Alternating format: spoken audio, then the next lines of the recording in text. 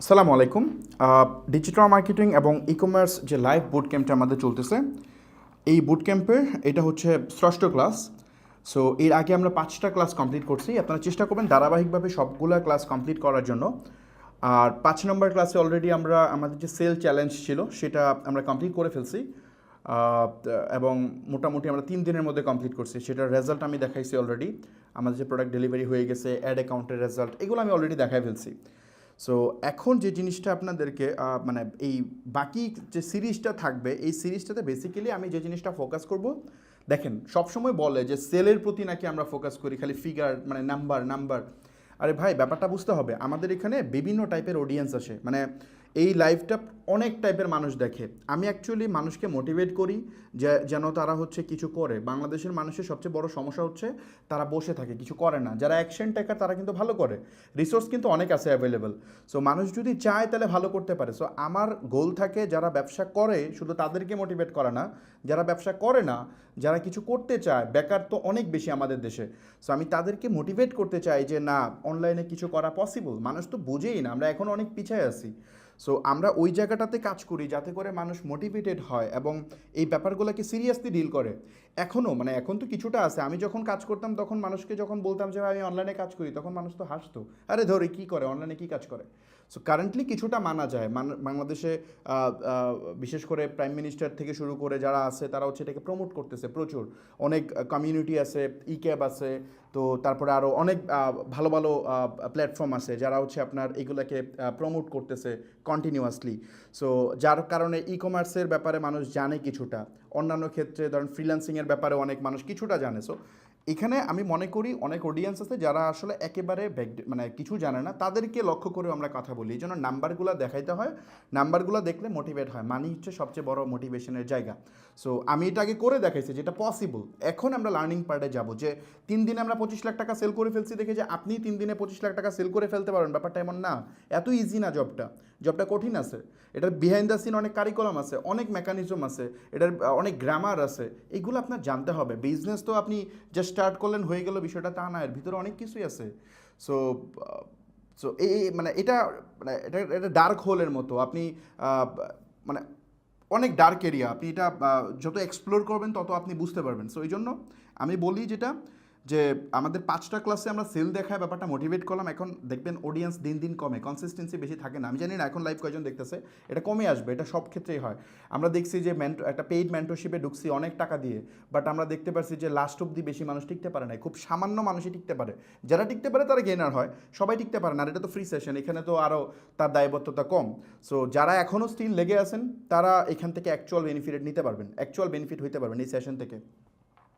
So আমরা যেটা করব এই সেশনটার মানে এই যে এখন থেকে যে ক্লাসগুলো যাবে, এই ক্লাসগুলোতে আমরা নাম্বারের থেকে ফোকাস করব যে ওই নাম্বার জেনারেট কেমনে আপনি করবেন। এটা জেনারেট করার পিছনে মেকানিজম কি, কোন কোন জায়গায় আপনার ঘাটতি হয়, কোন কোন জায়গায় আমি কিভাবে কাজ করছি, সেটা আমি এখন একটা একটা করে পার্ট ক্লিয়ার করব প্রতিটা ক্লাসে। এবং এখনকার ক্লাসগুলো অনেক টেকনিক্যাল হবে, এরপর থেকে যে ক্লাসগুলো হবে প্রত্যেকটা ক্লাস টেকনিক্যাল হবে। সো এই জিনিসগুলো আপনার জানা উচিত বলে আমি মনে করি। অ্যাজ এ ডিজিটাল মার্কেটার হিসেবে আমি মনে করি এটা সবারই জানা উচিত, বা অ্যাজ এ এন্টারপ্রেনার হিসেবে আমি মনে করি সবারই এই ব্যাপারগুলো সম্পর্কে জানা উচিত। আমার এই ক্ষুদ্র নলেজ থেকে আমি চেষ্টা করবো, আমি দুনিয়ার সব জানি না, আমার মধ্যেও মিস্টেক থাকতে পারে। আমি চেষ্টা করি যতটুকু আমি গেইন করতে পারছি সেটা চেষ্টা করতেছি আপনাদের সামনে যত মানে শর্ট ভার্সনে শেয়ার করার জন্য। That's it. ওকে, আমাদের 10 দিনের 25 লাখ টাকার সেল চ্যালেঞ্জ এটা কাটা, আপনারা জানেন এটা ঘটনা, কারণ আমরা এটা করে ফেলছি অলরেডি। 72 ঘন্টায় আমরা এটা কমপ্লিট করছি। এখন একটা আপডেট দেবো, সেটা হচ্ছে সেলস আপডেট, কারণ আপনারা এগুলো দেখতে চান বা অনেকে এগুলো নিয়ে কথা বলে যে ঠিক আছে বলছে প্রোডাক্ট আপনি সেল করছেন, বাট এগুলো ডেলিভারির কী অবস্থা। চলেন আমরা এগুলো একটু দেখি। সো এটা হচ্ছে কুরিয়ার পোর্টাল। ওকে, এটা হচ্ছে কুরিয়ার পোর্টাল। স্টেট ফার্স্টে যে গিফট গার্ডেন দেখতে পাচ্ছেন, এটা হচ্ছে কুরিয়ার পোর্টাল।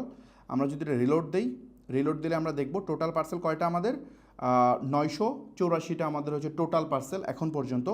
সো 984টা পার্সেল আমরা ডেলিভারি দিছি। আর আমরা মোটামুটি 1000-এর মতো রেডি করছিলাম, বাট কিছু প্রোডাক্টে কিছু ড্যামেজ হয়েছে, ড্যামেজগুলো আমরা ডেলিভারি দেই নেই। স্টকে সম্ভবত একটা কালারের কয়েকটা প্রোডাক্ট মনে হয় আটকা ছিল, মানে 3টা কালার ছিল তো একটা কালার একটু মানে অল্প কটা মানে আটকা ছিল, মানে ওই কালারটা একটু কম চলছে আর কি। অন্য কালারের অর্ডার আছে অনেক, বাট এই কালারের অর্ডার একটু কম হয়েছিল। সবগুলো তো সেম রেশিওতে হয় না, আমরা তো জানিও না যে কোন কালার কয়টা হবে। সো এই তো মোটামুটি আমাদের স্টক ক্লিয়ার। আমাদের অর্ডার পড়ছিল অনেক, আমরা চাইলে আমরা প্রায় 1300-1400 অর্ডার দিতে পারতাম, যে পরিমাণ অর্ডার আসছে। অ্যাড অ্যাকাউন্ট থেকে তো অর্ডার দেখছেন এগুলো, এর বাইরেও আপনার ইনবক্সে তারপরে ফোনে প্রচুর অর্ডার আসছে। সো ওই অর্ডারগুলো আমরা ডেলিভারি করতে পারিনি লাস্টগুলো, কারণ যেহেতু একটা ভ্যালেন্টাইন্স প্রোডাক্ট আমাদের ওই দিনে ডেলিভারি করা দরকার ছিল, আর এই প্রোডাক্ট বানানোও যায় না, এমন না যে কালকে গিয়ে কিনে নিয়ে আসবো, কারণ একটা তাঁত মাত্র 3টা প্রোডাক্ট বানাইতে পারে একদিনে। সো এটা জামদানি শাড়ি ছিল। সো এই জিনিসগুলো এত বেশি অ্যাভেলেবেল না, আমরা তো জাস্ট এই ওয়ার্কশপের প্রিপারেশন নিয়ে করছিলাম, এটা আমরা পরে কোনো সময় ডিটেল আলোচনা করবো। সো 900 টোটাল 84টা পার্সেল, 984টা পার্সেলের মধ্যে 772টা ডেলিভার হয়ে গেছে, যেটা হচ্ছে 72%। সো 72% পার্সেল অলরেডি রিসিভ করে ফেলছে, যেটার টাকা আমরা পাই গেছি অলরেডি। তারপরে 98 মানে 98টা এখন পর্যন্ত ক্যান্সেল হয়েছে, যেটা হচ্ছে 10%। সো 10% ক্যান্সেল, এটা হতে মানে 10% না, এটা 15% ক্যান্সেল পর্যন্ত যদি হয়, এটা ই কমার্সে ঠিক আছে, এটা এটা সমস্যা নেই, ঠিক আছে। 15% ক্যান্সেল জেনারেলি হয়, মানে মোটামুটি 5% থেকে 15%, এটা হচ্ছে ই কমার্সে ক্যান্সেল রেট হচ্ছে পারফেক্ট, ভালো ক্যান্সেল রেট। এর বেশি হইলে সমস্যা, ওটাতে কাজ করতে হবে। আর আমাদের এখানে 10% ক্যান্সেল যেটা, এটা আমরা এখনও স্টিল বিলিভ করি। প্রচুর মানুষ আছে যারা আমাদের এই সেশনটা হোক এটা চায় না, বা আমরা এই চ্যালেঞ্জে উইন হই এটা চায় না। এমন বহুত মানুষ আছে, তাদের অনেক ঝামেলার কারণে এখানে এরকম বেশ কিছু ইস্যু হয়েছে। লাস্টের দিকে এমন হয়েছে আমরা কল দিয়ে কনফার্মও করতে পারি না, জাস্ট মনে করেন যে অর্ডার প্লেস হয়েছে আমরা দিয়ে দিছি, এমনও হয়েছে। সো ওইসব ক্ষেত্রে যদি আপনি কম্পেয়ার করেন, কারণ এত বেশি কল আসতেছিল, এগুলো নিয়ে পরে কোনো সময় আলোচনা করবো, এগুলো নিয়ে কথা বলে সময় নষ্ট হবে। সো এই কারণে এটা ক্যান্সেল রেট বেশি, অ্যাকচুয়াল ক্যান্সেল রেট হয়তো 5% হবে, এরকমই হবে, কারণ ভ্যালেন্টাইন্স গিফট তো। সো এখানে ক্যান্সেল রেট এত হওয়ার কথা না। তারপরেও যেটা আছে এটা ফাইন। আমরা ওভারঅল পুরোটা মিলে আমরা দেখাবো, লাস্টে একটা হিসাব দেখাবো যে কী অবস্থা আমাদের। পেন্ডিং আছে এখন 174টা, এগুলো হয়তো এখনও নেয় নাই, রিসিভ হবে। সো এই হলো মোটামুটি আমাদের প্রায় 712টা আইটেম একেবারে কাস্টমার পেয়ে গেছে, ডেলিভার্ড হয়ে গেছে। সো এইটা একটা গুড নিউজ বলা যায়, যে আপনারা এটা দেখতে দেখতে এটা হয়ে গেছে। যখন সবগুলো ডেলিভার্ড হবে তখন আমরা এটা হিসাব করব। ওকে, চলেন আমরা তাহলে ক্লাসে চলে যাই, সেলস নিয়ে বেশিক্ষণ কথা বলবো না।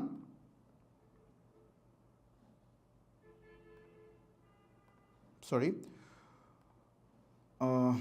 ওকে, আচ্ছা। তারপর হচ্ছে আমি যে জিনিসটা এর আগের ক্লাসে 4 নাম্বার ক্লাসে অ্যাড দিয়ে এবং ওটা 5 নাম্বার ক্লাসে একটা রেজাল্ট দেখাইছি, যে ফেসবুক বেসিক্যালি আমরা যে প্রোডাক্ট সেল করতে চাই, আমরা যদি সেলসে অ্যাড রান না করি, মানে হচ্ছে আপনার ফেসবুকের কাছে যদি আমি মানে সেলস অডিয়েন্স না চাই, মানে ধরেন ফেসবুকে যদি আমরা পারচেসের কমেন্ট না দিই, তাহলে আমাদেরকে কিন্তু ফেসবুক সেল দিবেন আলটিমেটলি। এটা কিন্তু একদম প্র্যাকটিক্যালি আমি অ্যাড রান করে আপনাদেরকে দেখাইছি এর আগের ক্লাসে, যদি আপনারা একটু দেখে নেন তাহলে জানবেন। একই ক্যাম্পেইনের সব ধরনের ক্যাম্পেইন আমরা রান করছি, একই মানে একই অডিয়েন্স, একই অ্যাড কপি, সব সেম। আমরা জাস্ট বিভিন্ন অবজেক্টিভে রান করে এটা দেখছি যে আমাদের সেলস যে ক্যাম্পেইনটা ছিল সেটা থেকে আমরা অ্যাকচুয়াল রেজাল্ট পাইছি। ফেসবুক এটা কেমনে কাজ করে সেটা আমি এক্সপ্লেন করছি। বেসিক্যালি আমরা যদি ব্যবসা করতে চাই, তাহলে আমাদের যে কোনো উপায়ে আমাদেরকে ফেসবুকে কমান্ড দিতে হবে যে যারা অনলাইনে কিনবে এইরকম মানুষের সামনে যেন আমাদের একটা প্লেস করে। সে সারাদিন ঘোরাবে, আমার সেল হবে না যদি ফেসবুক সেলস মানে ওই পারফেক্ট অডিয়েন্সের কাছে আমার একটা না নেয়। এটা উদাহরণস্বরূপ আমি বলছি আগের ক্লাসে। এই ব্যাপারটা আপনার আগে বুঝতে হবে। যদি এটা না বুঝেন তাহলে ভাই পরের ভিডিও দেখে আপনার তেমন একটা লাভ হবে না। আপনাকে ওই মেকানিজমটাকে বুঝে আসতে হবে। আমি এটা আগে থিওরি বলছি, দেন প্র্যাকটিক্যালি করে দেখাইছি। অ্যাকচুয়ালি ফেসবুক এটাই করে। এটা তো বাংলাদেশ প্রেক্ষাপটে এত ওয়াইডলি দেখা যায় না, যখন ইন্টারন্যাশনালি আপনি যখন অ্যাড রান করবেন তখন ব্যাপারটা আরও একদম ক্রিস্টাল ক্লিয়ার চোখের সামনে ভাসে। যে আমি যদি আমেরিকান মার্কেটে বেশি কাজ করি, অন্যান্য দেশের বাইরের দেশে বেশি কাজ করি, সো এইটা আমি একদম ক্লিয়ারলি দেখি এবং এটা অনেক আগে থেকেই দেখি। সো আমাদের দেশে এটার ইম্প্যাক্ট রিসেন্টলি পড়তেছে, বাট অন্যান্য দেশে এটা আগে থেকেই পড়তো। সো ব্যাপারটা হইতেছে আপনাকে কি এটা মেকশিওর করতে হবে যে পারচেস অ্যাড রান না করলে আপনার কাজ হবে না, এটা শিওর। ফেসবুকে নট অনলি পারচেস, আপনি যেটা চাবেন ফেসবুকে ফেসবুক তা দিবে। আপনি যদি মেসেজের অ্যাড রান করেন, শুধু পেজ দিয়ে যদি ব্যবসা করেন, তাহলে তো আপনি মেসেজ অ্যাডই রান করবেন, আর তো কোনো অপশন নেই। যদি আপনি সেন্ড মেসেজের অ্যাড রান করেন ফেসবুককে, তাহলে আপনি বলতেছেন ফেসবুক আমাকে মেসেজ দাও, তাহলে ফেসবুক আপনাকে মেসেজই দিবে। আপনি ওখান থেকে সেল পাবেন না, দেখবেন 1000 মেসেজ আসবে, অর্ডার আসবে 4টা 5টা। সো এই জিনিসটা ঘটতে থাকবে আপনার সাথে। তো এই কারণে আমি যেটা মনে করি, আপনি স্টিল আমার ওই ক্লাসের পরে অনেকে প্রশ্ন আমি দেখছি যে শুধু ফেসবুক পেজ দিয়ে কি বিজনেস করা যাবে না। অ্যাকচুয়ালি যদি আমি বলি আপনি সিরিয়াসলি বিজনেস করতে চান, তাহলে এই 2024 সালে এসে পসিবল না, আপনি করতে পারবেন না। যদি আপনি মনে করেন এখনও স্টিল আপনি সেল পাচ্ছেন, ওয়েট করেন, জাস্ট কয়েকটা দিন ওয়েট করেন, দেখেন আপনার সেল থাকবে না এরকম। অবস্থা খারাপ হবে, কারণ ফেসবুক এগুলো ফ্রিকুয়েন্টলি চেঞ্জ করতেছে। অলরেডি অনেকের, আমার কথাটা মিলে আনেন যারা এখানে দেখতেছেন, হয়তো কমেন্ট করতে পারেন চাইলে, যদি আমার পেজে আমি কমেন্ট অফ করে রাখি, আচ্ছা পরে কমেন্ট করেন, কমেন্ট অফ করি, কারণ হচ্ছে আপনারা যেন মনোযোগ দিয়ে ক্লাসটা দেখতে পারেন, লেখালেখির সাথে এটা হয় না। সো আপনারা নিজেরা হয়তো অলরেডি এটা দেখতেছেন যে এত এত মেসেজ আসে কিন্তু অর্ডার আসে না। সো এটা বেসিক্যালি ওই কারণে হয়, মানে যত মানে ফেসবুক আলাদা করে ফেলছে অডিয়েন্স। সো আপনি পেজ দিয়ে বিজনেস করতে পারবেন, বাট ওটা ওই লেভেলে হবে না, এটা শিওর। 2024 এসে আপনি পারবেন না। সো আপনাকে ওয়েবসাইটে যেতেই হবে, আদারওয়াইজ ওয়েবসাইট না, আপনাকে পারচেস অ্যাড রান করতেই হবে। আর পারচেস অ্যাড যদি রান করতে চান তাইলে আপনার এটার অ্যান্সার কী বললাম, পেজ দিয়ে বিজনেস আপনি শুরু করতে পারেন, বাট এটা কোনোভাবেই এটা ধরেন ফ্রুটফুল না, এটা হবে না। আচ্ছা, এটা না হওয়ার একটা আরেকটা মেকানিজম বলি, তাহলে আপনার জন্য সুবিধা হবে। সেটা হচ্ছে ফেসবুক অ্যাড অ্যাকচুয়ালি কেমনে কাজ করে। হ্যাঁ, এটা কিন্তু অনেকগুলা ব্যাখ্যা আমি দিচ্ছি, আরেকটা ব্যাখ্যা জাস্ট আমি দিচ্ছি, একটু মানে মনোযোগ দিয়ে শুনবেন, এটা খুব ইম্পর্ট্যান্ট। এই ব্যাখ্যাটা শোনার পরে আমরা অন্য টপিকে যাব। ফেসবুক অ্যাড বেসিক্যালি, ধরেন আমি যখন অ্যাড রান করি, ধরেন আমি অ্যাড রান করলাম, ফেসবুকে বললাম আমি বুস্ট করলাম, মনে করেন আমি বুস্ট করলাম, ফেসবুকে বললাম যে ফেসবুক আমার বাংলাদেশে টোটাল অডিয়েন্স আছে 6 কোটি। আমরা দেখছি যে ফেসবুকে টোটাল 6 কোটি ইউজার আছে বাংলাদেশে। তো আপনি এই পুরা বৃত্তটাকে, এই যে বৃত্তটা দেখতেছেন না, সার্কেল, এই ফুল সার্কেলের ভিতরে মনে করেন যে 6 কোটি মানুষ আছে টোটাল, এই 6 কোটি মানুষ আছে আপনি মনে করেন। সো এই 6 কোটি মানুষ যদি ফুল সার্কেলের মধ্যে থাকে, তাইলে আপনি যখন ফেসবুকে অ্যাড রান করেন, প্রতি 1000 মানুষকে অ্যাড দেখাইতে কত টাকা খরচ হয়? $1, মানে $1 খরচ হয়, সিপিএম দিয়ে বোঝায় এটা। সো যেহেতু $1 দিয়ে আপনার সেল জেনারেট হয় প্রতি 1000 মানুষকে অ্যাড দেখাইতে, আপনি ধরেন ডেইলি $10 বাজেট দিলেন, $10।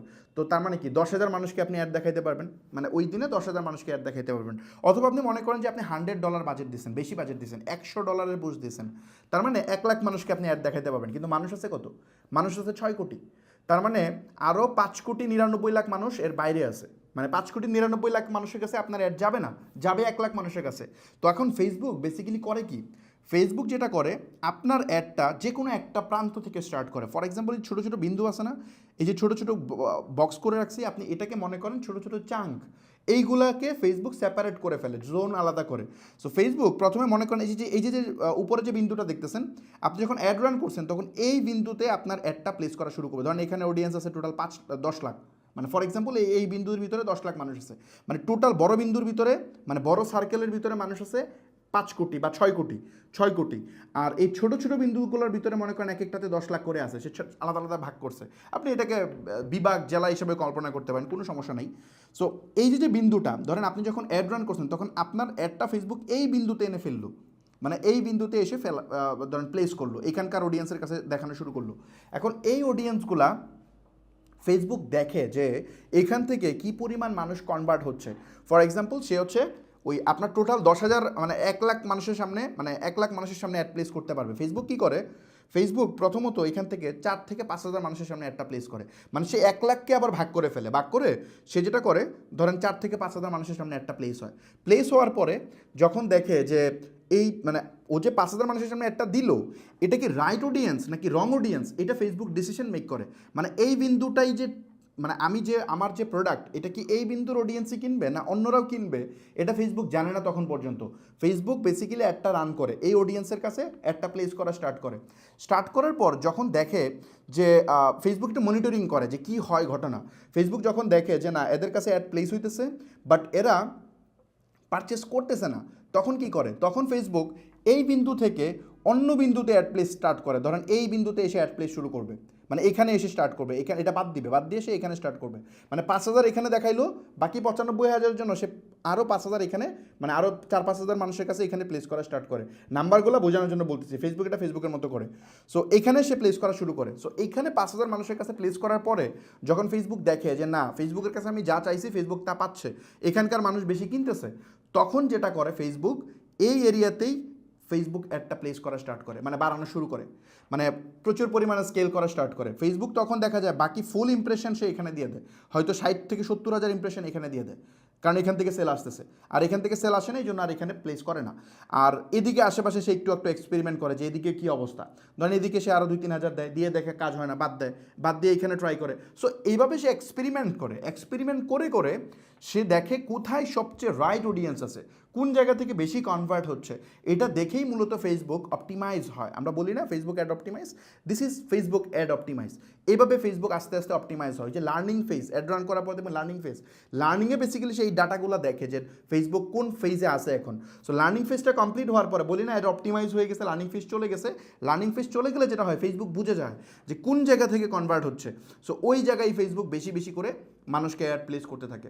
উদাহরণ দিই, যেমন ধরেন একই প্রোডাক্ট আপনি বিভিন্ন জায়গায় বিভিন্ন ধরনের রিয়্যাক্ট করতে পারে। ফর এক্সাম্পল, আপনি একটা কসমেটিক আইটেম সেল করতেছেন, যে কসমেটিক আইটেমটা একটু লাক্সারি, মানে লাক্সারি মিনস আমি বুঝাচ্ছি যে ফর এক্সাম্পল 5,000 টাকা করে পার প্রোডাক্টের দাম। এখন এই প্রোডাক্টটা কিন্তু আপনার মানে আপনার অ্যাড অ্যাকাউন্ট থেকে আপনি অ্যাড রান করছেন, একটা রান করছেন 5,000 টাকার প্রোডাক্টের কসমেটিক আইটেম, আর একটা রান করছেন 500 টাকা প্রোডাক্টের। এখন 500 টাকার প্রোডাক্ট এটা কিন্তু যে কোনো মানুষ কিনতে পারবে। যেমন ধরেন এটা যদি সে জাহাঙ্গীরনগর ইউনিভার্সিটি বা ঢাকা ইউনিভার্সিটি বা রাজশাহী ইউনিভার্সিটি এই ভার্সিটিগুলোতে প্লেস করতে থাকে, তাহলে কিন্তু দেখা যাবে ওটা 500 টাকার প্রোডাক্টটা অনেক বেশি সেল হবে।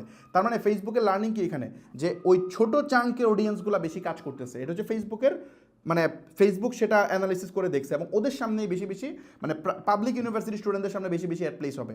বাট যখন আপনি 5,000 টাকার একটা প্রোডাক্টে অ্যাড রান করবেন, ওই প্রোডাক্ট কিন্তু ফিমেল অডিয়েন্সই, বাট এটা কিন্তু পাবলিক ইউনিভার্সিটি স্টুডেন্টরা হয়তো কিনতে পারতেছে না। কেন? কারণ দেখেন পাবলিক ইউনিভার্সিটি স্টুডেন্টদের আমরা জানি আর মেধাবী হয় অনেক, বাট দেখা যায় যে হয়তো ফাইন্যান্সিয়ালি হয়তো তাদের অবস্থানটা মানে তুলনামূলক কম্পেয়ার করলে একটু কম থাকে মানে প্রাইভেট ইউনিভার্সিটির সাথে। কারণ প্রাইভেট ইউনিভার্সিটিতে একজন স্টুডেন্ট পড়তে তার 8-10 লাখ টাকা লাগে, তাই না? সো এইটাকে কতজন বেয়ার করতে পারে? সো যারাদের মানে আমি সবার কথা বলতেছি না, কিছু অডিয়েন্স মানে ম্যাক্সিমামের ক্ষেত্রে হয় যারা প্রাইভেট ইউনিভার্সিটিতে পড়তেছে এদের ফাইন্যান্সিয়াল কন্ডিশন ভালো হয়। যেহেতু ওদের ফাইন্যান্সিয়াল কন্ডিশন ভালো, ওরা হয়তো ওই দামি এক্সপেন্সিভ প্রোডাক্টটা অ্যাফোর্ড করতে পারবে। অথবা আরেকটা ব্যাপার হতে পারে যে ধরেন যাদের মানে ধরেন যারা এই গুলশান তারপর বনানী এইসব এরিয়াতে যারা থাকে, ওরা হয়তো ওই পরিমাণ অ্যাফোর্ড করতে পারে, ওদের ফাইন্যান্সিয়াল কন্ডিশন ভালো, ওই এলাকাতে হয়তো বেশি পরিমাণ কনভার্ট হবে 5,000 টাকার প্রোডাক্টটা।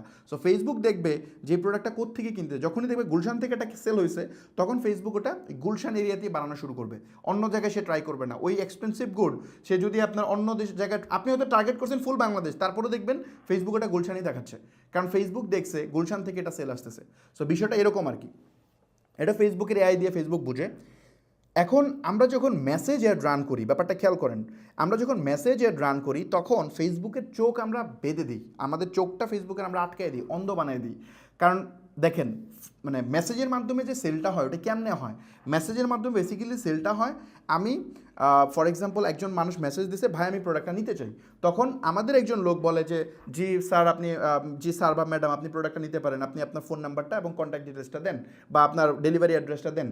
তখন ওনার ফোন নাম্বারটা আপনি নেন, নিয়ে একজন ফোন দেয়, ফোন দিয়ে বলে যে স্যার আপনার অ্যাড্রেসটা ঠিক আছে, আপনি কি অর্ডার প্লেস করতে চান, আমি পাঠিয়ে দিব।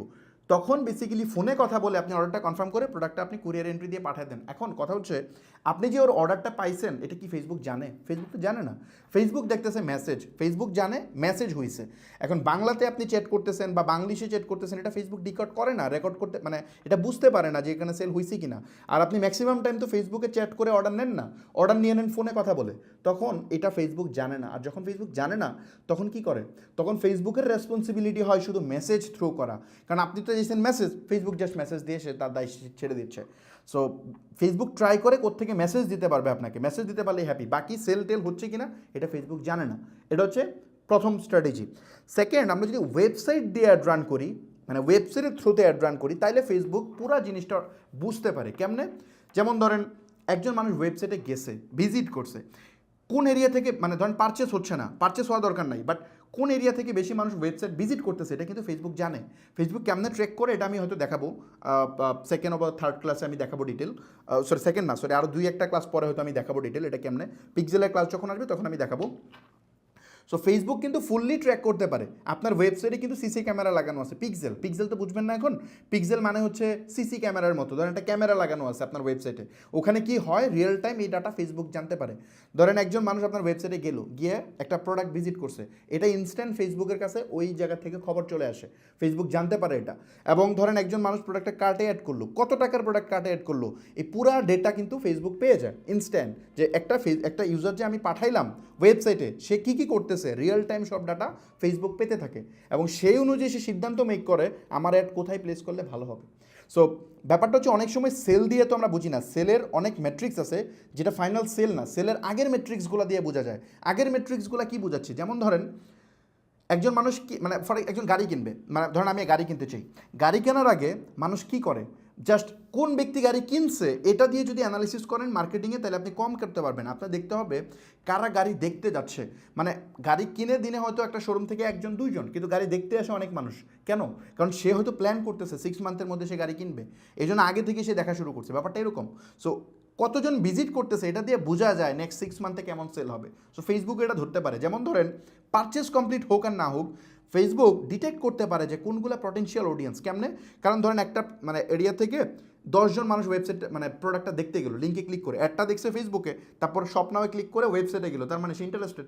শপ নাও বাটনে ওয়েবসাইটে গিয়ে, ওয়েবসাইটে যখনই গেছে তখন ফেসবুক জেনে গেছে আচ্ছা এই লোকটা ওয়েবসাইটে গেছে, তারপর ওয়েবসাইটে গিয়ে সে কী করছে, ধরুন প্রোডাক্টটা অ্যাড টু কার্ট বা অর্ডার নাও বাটনে চাপ দিছে, তখনই ফেসবুক আরও ব্যাপারটা বুঝতে পারে যে সেলসের ক্লোজে যাচ্ছে। এগুলোকে বলে স্ট্যান্ডার্ড ইভেন্ট। ফেসবুকে কিছু ইভেন্ট আছে, ওই ইভেন্টগুলো যখনই ফায়ার হয় তখনই ফেসবুক জানতে পারে যে একজন মানুষ অর্ডার নাও বাটনে ক্লিক করছে মানে সে ইন্টারেস্টেড, সে কিনতে চায়। ওকে ফাইন, তো এর মতো সিমিলার অডিয়েন্সের কাছে আমার অ্যাড প্লেস করতে হবে, ফেসবুক এটা বুঝে যায়।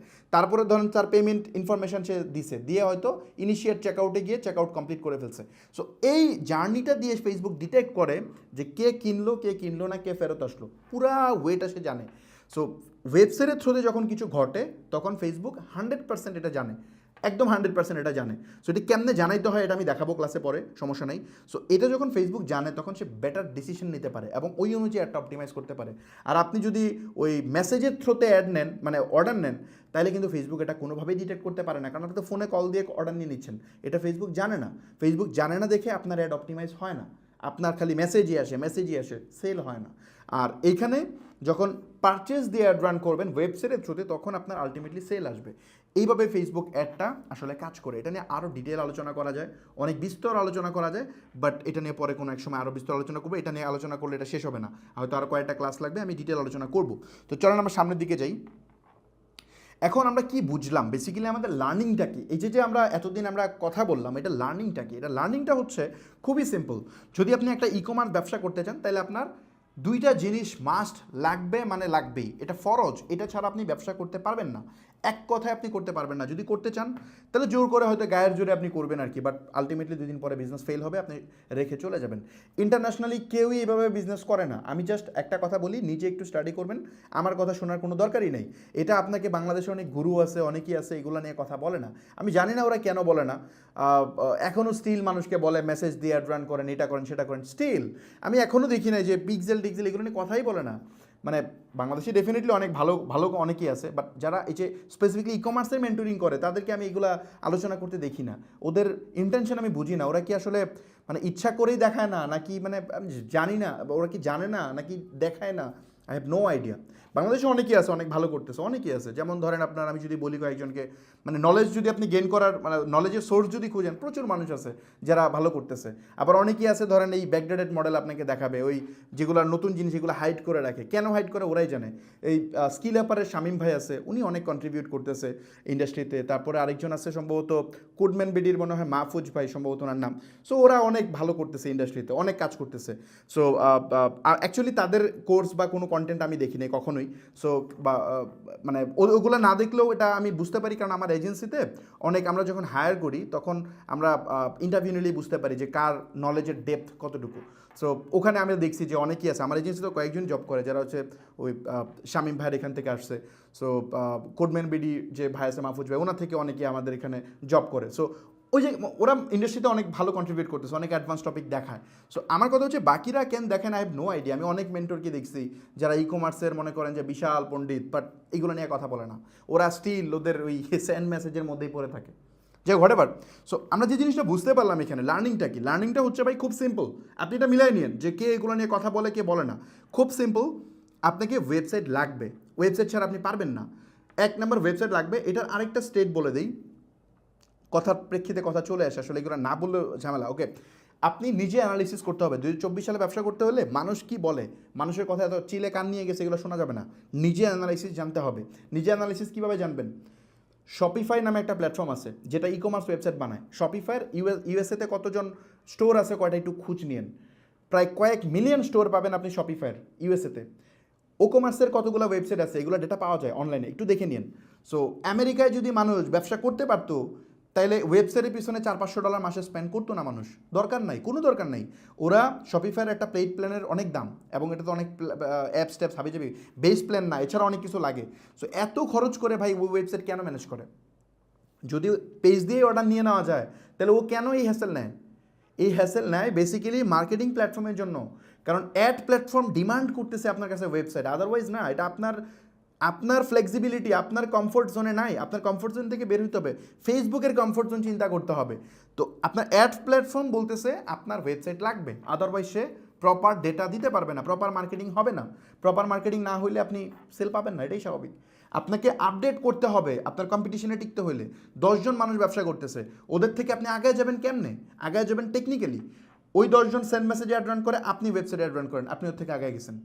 সেম নিশ কাজ করেন, নো প্রবলেম, নো ইস্যু, আপনি স্কেল করতেন। যেমন আমরা কিছুদিন আগে যে প্রোডাক্টটা সেল করছি, একদম ব্র্যান্ড নিউ একটা ব্যবসা থেকে, আমাদের এই প্রোডাক্ট তো আরও কত মানুষ সেল করছে কোনো হিসাব আছে, বাট ওরা অনেকেই সেল করতে পারে নাই। আমরা কিন্তু একটা বিগ ভলিউম সেল জেনারেট করছি। এটা কিন্তু হিউজ, 25 লাখ টাকা বাংলাদেশ প্রেক্ষাপটে 2-3 দিনে সেল করা হিউজ। মানুষ মাসেও সেল করতে পারে না এটা। সো এটা কেমনে পারছি? এই টেকনিক্যালি আগায় যাওয়ার কারণে। তাদের থেকে আমরা টেকনিক্যালি আগায় ছিলাম। স্যাচুরেটেড নিশ হওয়া সত্ত্বেও আমার অ্যাডে সেল আসছে, তাদেরটা আসে নাই, কারণ ফেসবুক আমাকে রাইট অডিয়েন্স এনে দিতে পারছে। সো আপনাকে ওই জায়গায় যেতে হবে, আদারওয়াইজ হবে না। এগুলো একটু স্টাডি করেন, মানুষকে কী বলে ওর কথা শুনেন না, এগুলো স্টাডি করেন, আদারওয়াইজ ব্যবসা আপনার দ্বারা হবে না। খুব সিম্পল হিসাব। ব্যবসা বোকা মানুষ দ্বারা হয় না, ব্যবসা স্মার্ট মানুষ দ্বারা হয়। ব্যবসা করতে গেলে চালাক হইতে হয়। সো এই জিনিসগুলো জানতে হয়। কে কী বললো ওগুলা মানে যা শুনলেন আর বুঝলেন হবে না এগুলো। সো হোয়াটএভার কী লাগবে আমরা বুঝতেছি। অবশ্যই মার্কেটিং ফ্রেন্ডলি একটা ওয়েবসাইট লাগবে, এগুলো ফরজ। অথবা আরেকটা হচ্ছে কি, সেই ওয়েবসাইটে সঠিকভাবে পিক্সেল সেট আপ করা থাকতে হবে। পিক্সেল সেট আপ একটা আরেকটা ডার্ক এরিয়া। এটা মনে করেন যে জাস্ট একটা হেডার থেকে, মানে পিক্সেলের একটা ইভেন্ট থেকে পিক্সেল কোডটা কপি করে নিয়ে হচ্ছে হেডার কী বলে ওকমার্স বা হোয়াটএভার যেখানে গিয়ে হেডারে জাস্ট একটা কোড পেস্ট করে দেয়, পেস্ট করে পিক্সেল সেট আপ ডান। আরে ভাই এভাবে হয় না, এটা এটা এটা এটা সিরিয়াস বিষয়, এটাকে সিরিয়াসলি ডিল করতে হবে। সো অনেক কাজ অনেকভাবে করা যায়, ফিনিশিংয়ের অনেক লেভেল আছে, অনেক লেভেল আছে। সো এটা আপনাকে সিরিয়াসলি করতে হবে, এটা এভাবে হয় না, এভাবে কাজ করে না। আপনাকে পিক্সেল এখন অনেক অ্যাডভান্স, আপনাকে সার্ভার সাইড ট্র্যাকিং করতে হবে, আপনাকে ডেটা লেয়ার এনেবল করতে হবে, মানে ফেসবুক যেন জানতে পারে। মানে জাস্ট আপনি একটা কোড পেস্ট করে দিলেন আর কাজ হয়ে গেল, বিষয়টা তেমন না, এটা আরও কমপ্লেক্স। এখানে আপনার কত টাকার প্রোডাক্ট ফেসবুক থেকে ওই ব্যক্তি কিনতেছে। একটু আগে বলছিলাম যে এই প্রোডাক্টটা কি ফেসবুক গুলশান পাঠাবে, নাকি এই প্রোডাক্টটা ফেসবুক ওই বনানীতে পাঠাবে, নাকি ধরুন ওই ময়মনসিংহের মানুষের কাছে অ্যাড প্লেস করবে। এটা ডিপেন্ড করে ফেসবুক ওই প্রোডাক্টের প্রাইস নিয়ে, এই প্রোডাক্টের দাম কত, এগুলো ফেসবুকের কাছে সেন্ড করতে হবে। আপনার ওয়েবসাইটে যেটা আছে জাস্ট পিক্সেল সেট আপ করে দিলে ফেসবুক চার্জ বুঝতে পারে যে কোন প্রোডাক্ট ভিউ হচ্ছে, বাট ডেটা লেয়ার এনেবল না করলে এগুলো বুঝে না। সো ডেটা লেয়ার এনেবল এগুলো অনেক কমপ্লেক্স জিনিস, এগুলো ভালোভাবে ডিল করতে হবে। দায়সারা কাজ করলে এখানে কাজ হবে না, সিরিয়াসলি করতে হবে। আমি দেখাবো এগুলো, নো প্রবলেম। সো প্রপার ওয়েতে পিক্সেল সেট আপ করতে হবে, জাস্ট ওই কোডাই না ছাড়লাম আর হয়ে গেলো, ব্যাপারটা এমন না। সার্ভার সাইড ট্র্যাকিং এগুলো নিয়েও মানুষ এখন করে, আপনাকে গুগল জিটিএম দিয়ে করতে হবে, গুগল ট্যাগ ম্যানেজার দিয়ে আপনাকে পিক্সেল সেট আপ করতে হবে, আদারওয়াইজ হবে না। আদারওয়াইজ হবে না মিনস হবে, বাট ওইটা আপ টু দ্য মার্ক না, ওইটা দিয়ে আপনি বিজনেসে রেজ করতে পারবেন না। বিজনেস করতে গেলে এটা আরও প্রপারলি করতে হবে, খুব সিম্পল হিসাব ভাই। তারপরে আসেন, মানে গাড়ি তো অনেক রকম আছে। আপনি একটা টয় গাড়ি কিনে নিয়ে আনছেন, যেটা দিয়ে আপনার বাচ্চা বাসায় চলে, ওটা দিয়ে কি আপনি ময়মনসিংহ যেতে পারবেন হাইওয়ে রোডে? সম্ভব না তো। ওটা তো গাড়ি, এটাও চলে, ব্যাটারি দিয়ে চালালে এটাও চলে। সো এইটা আর ওইটা তো এক জিনিস না, এটা আপনাকে বুঝতে হবে। সো ক্যামেরা দুই ধরনেরই হয়, একটা হচ্ছে আপনার ওই 1200 টাকার মোবাইল দিয়ে আপনি ওটার মধ্যে ক্যামেরা পাবেন, ওটা দিয়ে ছবি তুলতে পারেন। আবার মনে করেন যে আইফোনের ক্যামেরা দিয়ে ছবি তুলতে পারেন। আবার আপনি ওই প্রফেশনাল যে সনি বা হচ্ছে ক্যানন, এগুলো ক্যামেরা দিয়ে ছবি তুলতে পারেন। এখন তিনটা সেম হইলো? এখন আপনারা যে কোড নিয়ে ছেড়ে দেন, এটা হচ্ছে 1200 টাকার মোবাইল দিয়ে ছবি তোলার মতো হয় আর কি, ওই কোয়ালিটির হয়। সো এটা করা যাবে না। জিটিএম গুগল ট্যাগ ম্যানেজার দিয়ে করতে হবে। তারপরে শুধুমাত্র গুগল ট্যাগ ম্যানেজার দিয়ে প্রপার ওয়েতে করতে হবে। আর এখন ব্রাউজার সেট ট্র্যাকিংয়ে কাজ করলে হয় না, সার্ভার সেট ট্র্যাকিংও করতে হবে। আরও একটা পার্ট যেটা বাংলাদেশে একেবারে অপরিচিত, মোটামুটি 99.99% ওয়েবসাইটে সার্ভার সেট ট্র্যাকিং মিসিং, ওরা করে না। সো এই জিনিসগুলো আমি দেখাবো, নো প্রবলেম। নেক্সট ক্লাসগুলোতে আমি আলোচনা করার চেষ্টা করবো। ওকে, ওই জাস্ট হাওয়ার উপর ভাই 25 লাখ টাকা সেল হয় না। 25 লাখ টাকা সেলের পিছনে ঘটনা আছে, অনেক ঘটনা আছে, এগুলো জানতে হবে। ওকে, সো চলেন আমরা এখন আলোচনা করি। যেহেতু আমরা বুঝে গেলাম ওয়েবসাইট বানানোটা আমাদের ফরজ, বানাইতেই হবে। সো এখন ওয়েবসাইট বানানো নিয়ে কিছু আলোচনা করি। সো ফার্স্ট অফ অল আমাদের জানতে হবে যে একটা ওয়েবসাইট বানানোর আগে কী কী জিনিস জানা প্রয়োজন। কারণ অনেকেই আছে যারা ই কমার্স ব্যবসা করে তারা নন টেকি পার্সন, তাদের এত টেকনিক্যাল নলেজ নাই, তারা জানে না, তারা বিভিন্ন এজেন্সিতে যায়, যা হচ্ছে আপনার দেখা যায় ফ্রডের শিকার হয়। তারা হচ্ছে আপনার ভুজুং বাজুং একটা জিনিস দিয়ে দেয়, ওটা নিয়ে এসে চলে আসে, সে প্রপার বুঝতে পারে না। সো এই জন্য আমি এখানে আলোচনা করতেছি যে ওয়েবসাইট বানানোর আগে আপনার নলেজটা থাকতে হবে। ওয়েবসাইট বানানো শিখা লাগবে না আপনার, বাট অ্যাটলিস্ট ওয়েবসাইট কেমনে বানাইতে হয় এটার ডোমেইন নলেজ আপনার থাকতে হবে, আদারওয়াইজ আপনি ব্যবসা করতে পারবেন না। একজন উদ্যোক্তার সব জানতে হয়, হয়তো একটাতে ফুল এক্সপার্ট হওয়া লাগে না, বাট সব ব্যাপারে আপনার ডোমেইন নলেজ আপনার থাকতে হবে, আদারওয়াইজ আপনি পারবেন না, আপনার ওই এক্সপার্ট লোককে দিয়ে কাজও করায় নিতে পারবেন না। সো এই জন্য ডোমেইন নলেজটা আমি দেওয়ার চেষ্টা করব। সো এটা ওয়েবসাইট বানানোর জন্য কী কী প্রয়োজন হয়, এটা নিয়ে প্রচুর মানুষ মিসগাইডেড হয়, সেটা নিয়ে আমি একটু ডিটেল আলোচনা করার চেষ্টা করব। ফার্স্ট অফ অল প্রয়োজন হয় একটা ওয়েবসাইট বানানোর আগে ডোমেইন, তারপরে দরকার হয় একটা হোস্টিং বা সার্ভার, তারপরে দরকার হয় হচ্ছে একটা টেকনোলজি সিলেকশন। আপনি কোন টেকনোলজি দিয়ে ওয়েবসাইট বানাবেন, ওয়েবসাইট তো বিভিন্ন টেকনোলজি দিয়ে বানানো যায়। সো কোনটা ভালো, কোনটা আপনার জন্য ভালো, ভালো তো শেষ নাই, অনেকের জন্য অনেকটা ভালো। সো সব ভালো তো আপনার জন্য না, আপনি কোনটা অ্যাফোর্ড করতে পারবেন সেটা ম্যাটার করে, রাইট? সো আপনার বাজেট ওয়াইজ যেটা বেটার হবে সেটা আপনাকে করতে হবে। আপনি ভুল সিলেকশন করলে এখানে আপনি পুরা বিজনেস আপনার এখানে দাঁড়ায় থাকে, আপনি ফেল করবেন। সো এই জন্য এটা আমি ডিটেল আলোচনা করার চেষ্টা করতেছি। ফার্স্ট অফ অল আমরা আলোচনা করি ডোমেন কি। ডোমেন হচ্ছে বেসিক্যালি নাম, যেমন ধরেন stepup.com.bd, এটা একটা ডোমেন, অথবা google.com, এটা একটা ডোমেন, অথবা হইতে পারে daraj.com.bd, এটা একটা domain, right? So domain basically হচ্ছে একটা নাম। শুরুতে ইনিশিয়ালি যখন ওয়েবসাইট ছিল তখন শুধু আইপি দিয়ে আমরা ব্রাউজ করতাম। আইপি মানে হচ্ছে ধরেন 40.50.180. এরকম আইপি দিয়ে আমাদের ওয়েবসাইট ভিজিট করা লাগতো। মানে ওই যে আমাদের কম্পিউটার আইপি আছে না, আমরা যারা এখন ওয়াইফাই ইউজ করি, দেখবেন যে আমাদের ইন্টারনেট প্রোভাইডাররা বিডিআইএক্সের সার্ভার বা হচ্ছে আপনার ওদের বেশ কিছু মুভি টবি ডাউনলোড করার জন্য ওরা কিছু আইপি দেয়। ওই আইপির মতোই আগে ছিল ওয়েবসাইট, পরে এই আইপি মনে রাখা কঠিন, এই জন্যই ডোমেন আবিষ্কার হয়। ডোমেন মানে একটা নাম, এই নামের বিহাইন্ড দ্য সিন ওই আইপিটাই থাকে আসলে, মানে নামের পিছনে ওই আইপিটাই থাকে। সো এই ডোমেন নেমটা আপনার মানে যে নামটা বললাম এটা হচ্ছে ডোমেন নাম। এখন আসেন আরেকটা জিনিস বলি, নামের পরে আরেকটা জিনিস থাকে, এটা হচ্ছে এক্সটেনশন। এক্সটেনশনটা কি? এক্সটেনশনটা হচ্ছে বেসিক্যালি যেমন ধরেন দেখবেন stepup.com.bd হচ্ছে এক্সটেনশন। তারপরে দেখবেন হচ্ছে আপনার কি বলে ওই যে আমরা যে সেল করছি giftgarden.xyz, ওই .xyz যেটা, এটা হচ্ছে একটা এক্সটেনশন। অথবা অনেক আছে দেখবেন themeforest.net হচ্ছে এক্সটেনশন। সো এরকম অনেক এক্সটেনশন আছে। আপনারা মানে এখন তো এক্সটেনশনের অভাব নেই, প্রচুর এক্সটেনশন আছে। এখন এই এক্সটেনশনগুলোর মধ্যে আপনি কোন এক্সটেনশন নেবেন, এই মানে কোন এক্সটেনশনগুলো নেবেন এবং কোত্থেকে নেবেন সেই ব্যাপারটা আমি একটু ক্লিয়ার করি। ফার্স্ট অফ অল হচ্ছে ই কমার্সের জন্য সবচেয়ে রিকমেন্ডেড এক্সটেনশন হচ্ছে .com। আপনি যদি .com নিতে পারেন দ্যাটস ফাইন, আপনি নিতে পারেন .com। তারপরে .com-এর পরে যে জিনিসটা রিকমেন্ডেড হয় সেটা হচ্ছে ই কমার্সের ক্ষেত্রে, এখানে কিন্তু ইন্ডাস্ট্রি ওয়াইজ চেঞ্জ হয়। সো ই কমার্সের ক্ষেত্রে .com-এর পরে গুগল সবচেয়ে বেশি প্রায়োরিটি দেয় হচ্ছে .shop। এটাকে .shop এক্সটেনশনকে প্রায়োরিটি দেয়। .com তারপর হচ্ছে .shop। .shop-এর পরে প্রায়োরিটি পায় হচ্ছে আপনার ওই কি বলে মানে অন্যান্য .net .co এগুলা। তারপরে যদি আমি বলি যে আপনার .xyz এখন অনেক পপুলার হয়ে যাচ্ছে, প্রচুর অনেক বড় বড় কোম্পানি, বাংলাদেশে অনেক কোম্পানি, সেবা .xyz, তারপরে বহুত কোম্পানি আছে এরা এখন .xyz এটা ইউজ করে। আপনারা চাইলে এই এক্সটেনশনটা ইউজ করতে পারেন। সো প্রথমত .com, তারপর .shop, তারপর ই কমার্সের জন্য আমি বলতেছি .com, .shop, তারপর হচ্ছে .co, .net ই কমার্সে না ইউজ করাই ভালো, টেকনোলজি ওয়েবসাইটের জন্য .net ঠিক আছে। তারপর হচ্ছে .xyz, এই টাইপের ডোমেনগুলো আপনারা ইউজ করতে পারেন। আর টেক কোম্পানি হইলে .net ইউজ করবেন। তারপর হচ্ছে আপনি যদি মনে করেন যে কি বলে কোনো ডিজিটাল প্রোডাক্ট বানান বা হচ্ছে কোনো সেস প্রোডাক্ট বানান, তাহলে .io এটা খুব এখন চলতেছে, IO এক্সটেনশন অনেক ভালো চলতেছে। সো এই টাইপের এক্সটেনশনগুলো আপনারা ইউজ করতে পারেন। আচ্ছা, এখন আসেন একটা হচ্ছে ইন্টারন্যাশনাল এক্সটেনশন, একটা হচ্ছে কান্ট্রি ডোমেন। মানে ডোমেনের দুইটা ভাগ আছে, একটা হচ্ছে কান্ট্রি ডোমেন, একটা হচ্ছে লোকাল ডোমেন। লোকাল ডোমেন হচ্ছে .com.bd, এটা কিন্তু লোকাল ডোমেন, এটা আপনি নেমচিপ থেকে কিনতে পারবেন না, অন্য প্ল্যাটফর্ম থেকে কিনতে পারবেন না, এটা বাংলাদেশ থেকে কিনতে হবে। সো .com.bd এটা আরেক টাইপের এক্সটেনশন। এখন আসেন যে আপনি কি লোকাল ডোমেন কিনবেন নাকি ইন্টারন্যাশনাল ডোমেন কিনবেন, এটা একটা প্রশ্ন আসে। সো এখন ব্যাপারটা হচ্ছে ধরেন আমি বলি ফেসবুক গুগল বেসিক্যালি গুগলের এসইওতে এটা হেল্প করে আর কি। এসইওতে বেসিক্যালি কান্ট্রি ডোমেনকে বেশি প্রায়োরিটি দেয়। ধরেন ব্যাপারটা আমি একটা উদাহরণ দিয়ে বুঝাই। ফর এক্সাম্পল আপনি 100-র মধ্যে, মানে 100-র মধ্যে গুগল ধরেন মার্ক দেয়, 100-র মধ্যে গুগল হচ্ছে ধরেন 80 মার্ক দিবে হচ্ছে .com ডোমেনকে। এটা সারা পৃথিবীর মধ্যে যে দেশ থেকে ব্রাউজ করুক ওই সেম 80 মার্কই পাবে। বাট লোকাল বাংলাদেশ থেকে গুগল ইউজ করলে .com ডোমেন ইউজ করলে 80 মার্কই পাবে। কিন্তু যদি .com.bd ইউজ করা হয় বাংলাদেশ থেকে তাহলে পাবে 99, একেবারে 100-র মধ্যে 99 মার্ক পাবে।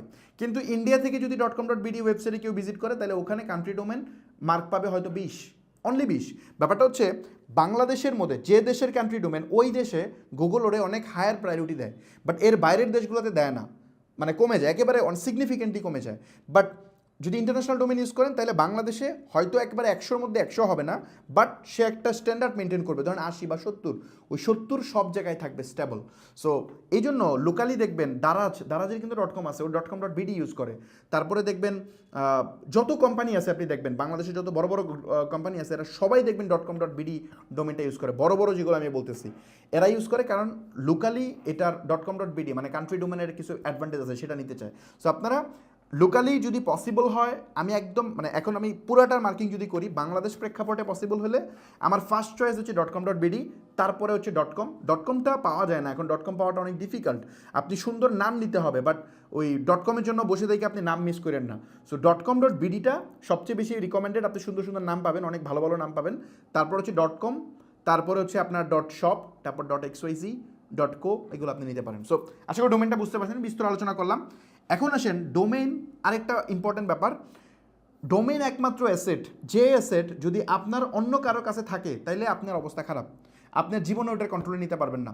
যেমন ধরেন আপনার একজন ওয়েবসাইট বানিয়ে নিয়েছেন একটা কোম্পানি থেকে, ওই কোম্পানি আপনাকে ওয়েবসাইট দিল না, 2 দিন পরে ওয়েবসাইট নষ্ট করে ফেললো, তারপরে ওইটা জাস্ট এক রাতের মধ্যে আপনি এটা চেঞ্জ করে ফেলতে পারবেন, এক রাতও লাগবে না, 2-3 ঘন্টার মধ্যে রিকভার করতে পারবেন, আগের অবস্থায় ফেরত আসতে পারবেন কোনো মানে মেজর ড্যামেজ ছাড়া। বাট ডোমেইনের অ্যাক্সেস যদি কেউ নিয়ে নেয়, আপনার ওয়েবসাইটের যত ব্যাকআপ আপনার কাছে থাকুক আপনি জীবনে ব্যাক করতে পারবেন না, আপনাকে নতুনভাবে ব্র্যান্ডিং করতে হবে। যেমন Facebook.com, এটারই কিন্তু দাম, আমরা বলি না ফেসবুকের ভ্যালুয়েশন $700 বিলিয়ন, $800 বিলিয়ন, এটা কিন্তু Facebook.com, এটার দামই সবচেয়ে বেশি। সো ডোমেনের অ্যাক্সেস কেউ নিয়ে নিলে এটা জীবন আপনি নিতে পারবেন না।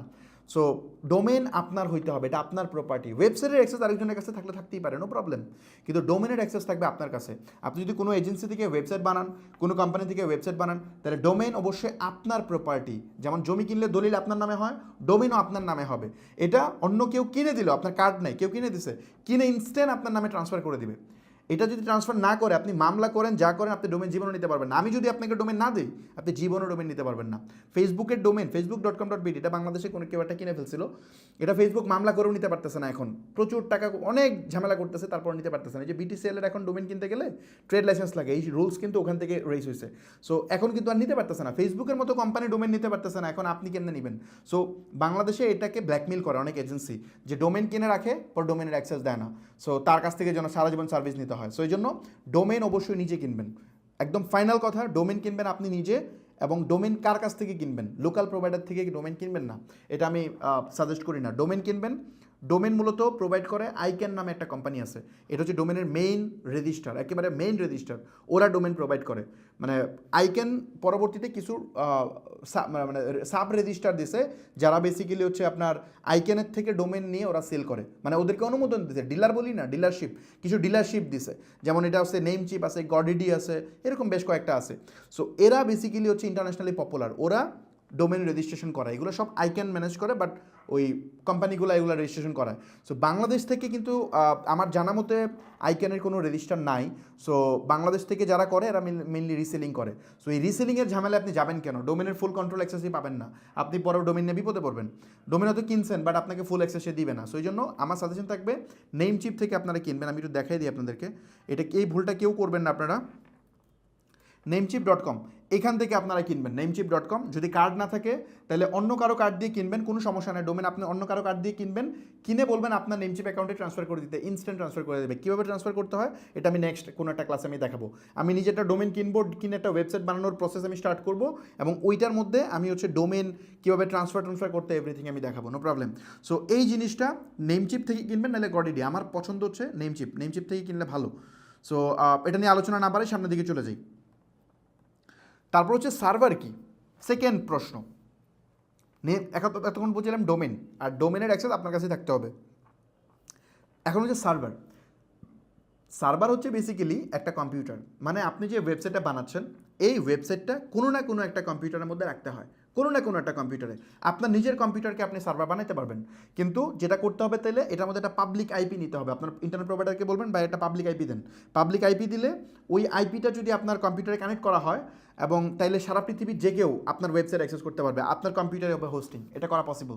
সো এটা এটা মানে মানে মোট কথা হচ্ছে হোস্টিং মানে সার্ভারের মেইন মিনিংটাই হচ্ছে একটা কম্পিউটারে আপনার ওই ইয়াটা রাখা, কি বলে ওই যে আপনার যে অ্যাপ্লিকেশন আছে বা ওয়েবসাইট আছে এটা কোনো একটা কম্পিউটারের মধ্যে রাখতে হবে। এখন শর্ত কি?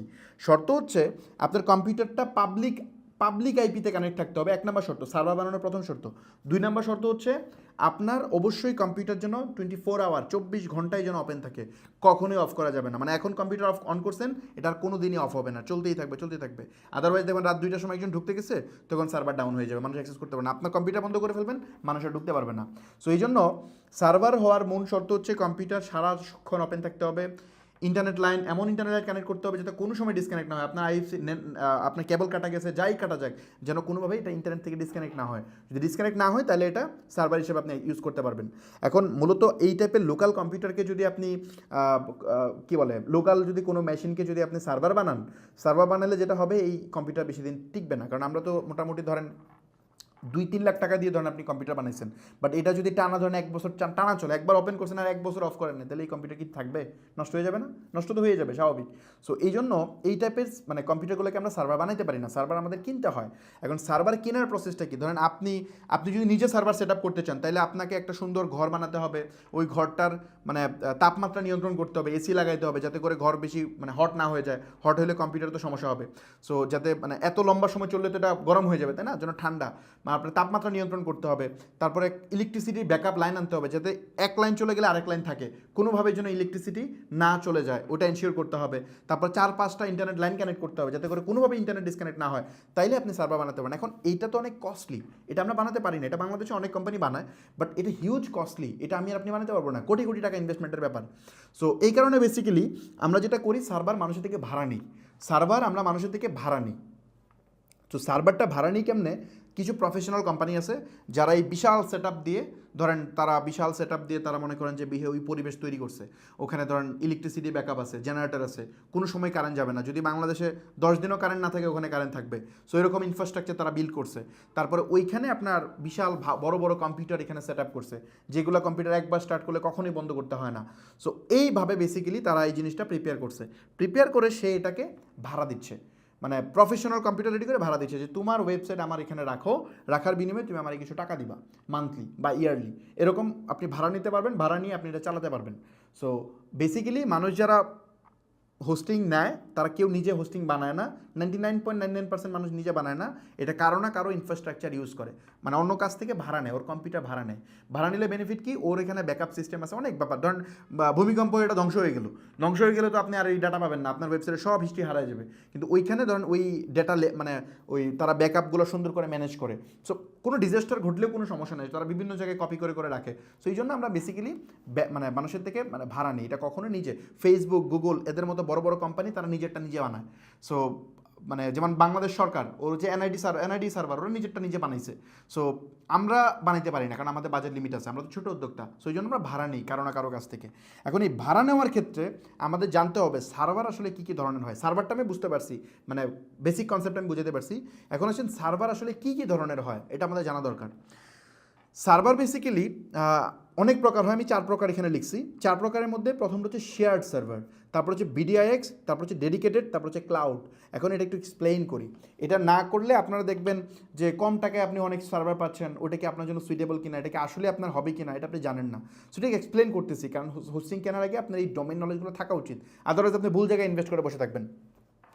ফার্স্ট অফ অল শেয়ার্ড সার্ভারটা কি? শেয়ার্ড সার্ভার খুব সিম্পল। শেয়ার্ড সার্ভার হচ্ছে একটা কম্পিউটার আপনি মানে ধরেন ফর এক্সাম্পল ওই আপনি আমেরিকার কোনো একটা কোম্পানি, আমেরিকা না ধরেন আমার ফর এক্সাম্পল আমার নিজেরই একটা আমার বিশাল আমি সেট আপ দিয়েছি, সেট আপ দিয়ে আমি অনেক কম্পিউটার এখানে রাখছি, এখন আমি মান্থলি ইয়ারলি ভাড়া দিচ্ছি, ফর এক্সাম্পল ইয়ারলি ভাড়া দিচ্ছি। তো ইয়ারলি আমি যে ভাড়া দিচ্ছি, ধরেন আমার একটা কম্পিউটারে ধরেন 100 জন মানুষ তার ওয়েবসাইট রাখবে, 100 জন মানুষ। তো আমার টোটাল কম্পিউটারে ভাড়া, ফর এক্সাম্পল আমার কম্পিউটারটা খরচ সেট আপ করতে খরচ হয়েছে সাপোজ 2 লাখ টাকা, আমার কম্পিউটার খরচ 2,40,000 টাকা। তো মানে মান্থলি কত, 20,000 টাকা করে যদি আমি মান্থলি এখান থেকে তুলতে পারি তাহলে আমার চালান উঠবে। কিন্তু আমার লাভ করতে হলে কত টাকা তুলতে হবে, 30,000 করে তুলতে হবে পার মান্থ, তাহলে আমি 3,60,000 টাকা পাবো, তাই না? সো 30,000 টাকা করে আমার তুলতে হবে। এখন এক ব্যক্তির কাছ থেকে আমি 30,000 নিতে পারি, অথবা আমি এটা ডিস্ট্রিবিউট করে দিতে পারি যে 1,000 করে আমি 30 জনের থেকে নিতে পারি। সো দুইটা মেথড হতে পারে। তো শেয়ার্ড মানে হচ্ছে আমি 30 জনকে আমার একই কম্পিউটারে তার ওয়েবসাইট রাখতে দিব, হোস্ট করতে দিব, একই কম্পিউটারে 30 জন তাদের ওয়েবসাইট হোস্ট করবে। সো 30 জনের ওয়েবসাইট যখন একই কম্পিউটারে হোস্ট হবে তখন সবাই 1,000 টাকা করে দিবে, আমি কিন্তু 30,000 টাকাই পাচ্ছি। সো 30 জন যখন রাখবে তখন কোনো একজন পার্টিকুলার ওয়েবসাইট 30 জনের মধ্যে কারো একটা ওয়েবসাইট যদি অনেক বেশি লোড পড়ে, ধরেন ওই ওয়েবসাইটে অনেক অর্ডার আসা শুরু করছে, তখন বাকি 29 জনের ওয়েবসাইট ডাউন হয়ে যাবে বা ওইগুলো ভালো চলবে না, কারণ একই কম্পিউটার থেকে তো, তাই না? এখানে র্যাম, তারপর হচ্ছে আপনার প্রসেসর, সিপিইউ, এগুলার রিড রাইট স্পিড এগুলোর উপর ডিপেন্ড করে। সো যখন একদিকে কম্পিউটার ব্যস্ত হয়ে যাবে তখন বাকিগুলা স্লো হয়ে যাবে। সো শেয়ার সার্ভার মূলত এরকম। আমি একটা উদাহরণ দিই তাহলে বুঝতে পারবেন। আপনারা যে ইন্টারনেট ইউজ করেন, ওয়াইফাই 2 ধরনের লাইন হয়, একটা হচ্ছে ডেডিকেটেড লাইন আর একটা হচ্ছে শেয়ার্ড লাইন। শেয়ার্ড লাইনটা আর ডেডিকেটেড লাইনের যে কনসেপ্ট, এটা সেম কনসেপ্ট। তো ডেডিকেটেড লাইন এবং শেয়ার্ড লাইনের কনসেপ্টটা কি? ইন্টারনেট কিন্তু বাংলাদেশের সরকার থেকে কিনতে গেলে মনে হয় আমি যত জানি, এক্স্যাক্টলি শিওর না, সম্ভবত 300 বা 350 টাকা করে পার এমবিপিএস কিনতে হয়, প্রতি এমবিপিএস গভর্নমেন্ট ফি এটা। সো 300 বা 350 টাকা করে পার এমবিপিএস কিনে আপনি দেখবেন মিরপুরে বা বিভিন্ন জায়গায় অ্যাড দেওয়া যে 40 এমবিপিএস ইন্টারনেট 1,000 টাকা পার মান্থ।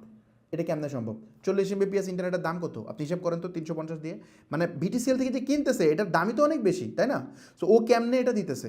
বেসিক্যালি ও দিতেছে কেমনে, ও ওই যে ধরেন 100 এমবিপিএসের একটা লাইন, এইটা সে 100 জনকে দিয়ে দিচ্ছে, অথবা 100 এমবিপিএসের একটা লাইন 200 জনকে দিয়ে দিচ্ছে। সো 200 জনকে দিচ্ছে, এখন 40 এমবিপিএস পাইতেছে। এখন দেখবেন আপনারা কি হয়, সারাদিন দেখবেন রাতে 2টা-3টার পর থেকে দেখবেন নেট উড়াধুরা চলে, বাট সন্ধ্যাবেলা দেখবেন অবস্থা খুবই খারাপ। কেন? কারণ সন্ধ্যাবেলা সবাই একসাথে ইউজ করে, যখন একসাথে চাপ পড়ে তখন অবস্থা খারাপ হয়ে যায়। সো ব্যাপারটা এরকম। সো মানে কনসেপ্ট আমি মনে হয় বুঝাতে পারছি, মানে যে অ্যাকচুয়ালি শেয়ার্ড এবং ডেডিকেটেডের প্রসেসটা। সো এইভাবে ধরেন ইন্টারনেট না হয় আপনি চালায় ফেললেন, কিন্তু ওয়েবসাইট যদি আপনার কাস্টমার অর্ডার করতে এসে দেখে খালি লোড হচ্ছে তাহলে তো অবস্থা খারাপ, আপনার অর্ডার মিস করবেন। সো এইখানে এই জিনিসটা করা যাবে না। বাংলাদেশে 98% বা তার চেয়ে বেশি মানুষ শেয়ার্ড সার্ভার ইউজ করে। সো এই শেয়ার্ড সার্ভার ইউজ করা এটা পসিবল না, এটা করা যাবে না। আমেরিকায় করে না মানুষ শেয়ার্ড সার্ভার ইউজ, যেখানে প্রফেশনালি ওয়েবসাইট দিয়ে অর্ডার আনে ওরা শেয়ার্ড সার্ভার ইউজ করে না, ওরা ঠিকই মনে করেন ভালো সলিউশন ইউজ করে। সো শেয়ার্ড সার্ভারটা আশা করি বুঝাতে পারছি। বেসিক্যালি একটা কম্পিউটারে বিভিন্ন মানুষের ওয়েবসাইট হোস্ট করাকে শেয়ার্ড সার্ভার বলে। আর শেয়ার্ড সার্ভারের সবচেয়ে বড় যে সমস্যা সেটা হচ্ছে কোনো একটা ওয়েবসাইটে যদি লোড বেড়ে যায় তাহলে বাকিগুলোর অবস্থা খারাপ হয়ে যাবে, কারণ এখানে র্যাম, সিপিইউ এগুলো দিয়ে তো কাউন্ট হয়। ধরুন র্যাম আরেকটা জিনিস প্রসেস করতে, আরেকটা প্রোগ্রাম প্রসেস করতে বেশি ইউজ হয়ে যাচ্ছে, তখন কিন্তু এটা চলবে না। যেমন আমরা ভিডিও এডিটিং যদি রেন্ডার দিয়ে অন্য কোনো কাজ করলে দেখবেন কাজ করে না, কারণ ওই পার্টিকুলার কাজে আমার কম্পিউটার ব্যস্ত। ভিডিও রেন্ডার হচ্ছে আরেক দিক দিয়ে, আপনি কিন্তু অন্য কাজ করতে পারবেন না, যেমন গুগল ক্রোম ওপেন করলে ওপেন হতে চায় না। সো এই সেম প্রসেস, অন্যটা নিয়ে ব্যস্ত হয়ে পড়লে এই ওয়েবসাইটগুলো ডাউন হয়ে যাবে। এই জন্য শেয়ার সার্ভার দিয়ে ই কমার্স ব্যবসা করাটা ডিফিকাল্ট, এটা করা ঠিক না। তারপর আসেন বিডিআইএক্স সার্ভার কি? বিডিআইএক্স সার্ভারের আরেকটা পার্ট আছে, সেটা হচ্ছে বেসিক্যালি আচ্ছা বিডিএক্স সার্ভারে যাওয়ার আগে, আচ্ছা আমি ভিডিএক্স সার্ভার একটু পরে যাচ্ছি, একটু পরে আসতেছি। ডেডিকেটেডটা একটু কনফার্ম করে নিই। ডেডিকেটেড সার্ভারটা কি? ডেডিকেটেড সার্ভারটা হচ্ছে বেসিক্যালি হচ্ছে ওই যে শেয়ার্ড সার্ভারের ঠিক উল্টাটা। মানে ডেডিকেটেড সার্ভার মানে হচ্ছে একটা স্পেসিফিক পার্টিকুলার পিসি, এই পিসিতে আর কারো কিছু থাকবে না, আপনার ওয়েবসাইটে থাকবে। মানে একটা হোল কম্পিউটার আপনি ভাড়া নিচ্ছেন, মানে পুরো কম্পিউটারটা আপনি ভাড়া নিচ্ছেন, ভাড়া নিয়ে ওটার মধ্যে আপনার ওয়েবসাইট হোস্ট করতেছেন। তখন কি হবে, তখন ওই যে অন্য ওয়েবসাইটে লোড পড়লে আপনার কিছু সমস্যা নেই, আপনি আরামসে চালাতে পারতেছেন, তাই না? এটার কস্টিং বেশি যাবে। যদি আপনি শেয়ার্ড সার্ভার নিতে পারেন, ফর এক্সাম্পল ইয়ারলি হয়তো 5,000 টাকা, মানে 5,000 টাকা না আরকম, ধরেন 5,000 টাকা যদি ইয়ারলি আপনি নিতে পারেন তাহলে এইটা পড়বে 50-60 হাজার টাকা বা তার চেয়ে বেশি, মানে আরও বেশি, 1 লাখ টাকা পড়বে, হয়তো 1 লাখ টাকার আশেপাশে পড়বে। ওটা 5,000 টাকায় আপনি যা পাবেন, এখানে ডেডিকেটেড আপনি একা যদি নিতে চান তাহলে 1 লাখ টাকার মতো পার ইয়ার পড়বে আর কি। মানে প্রতি বছরে ওটা পড়বে 1 লাখ টাকা, এটা পড়বে হয়তো 5,000 টাকা। গ্যাপটা খেয়াল করছেন?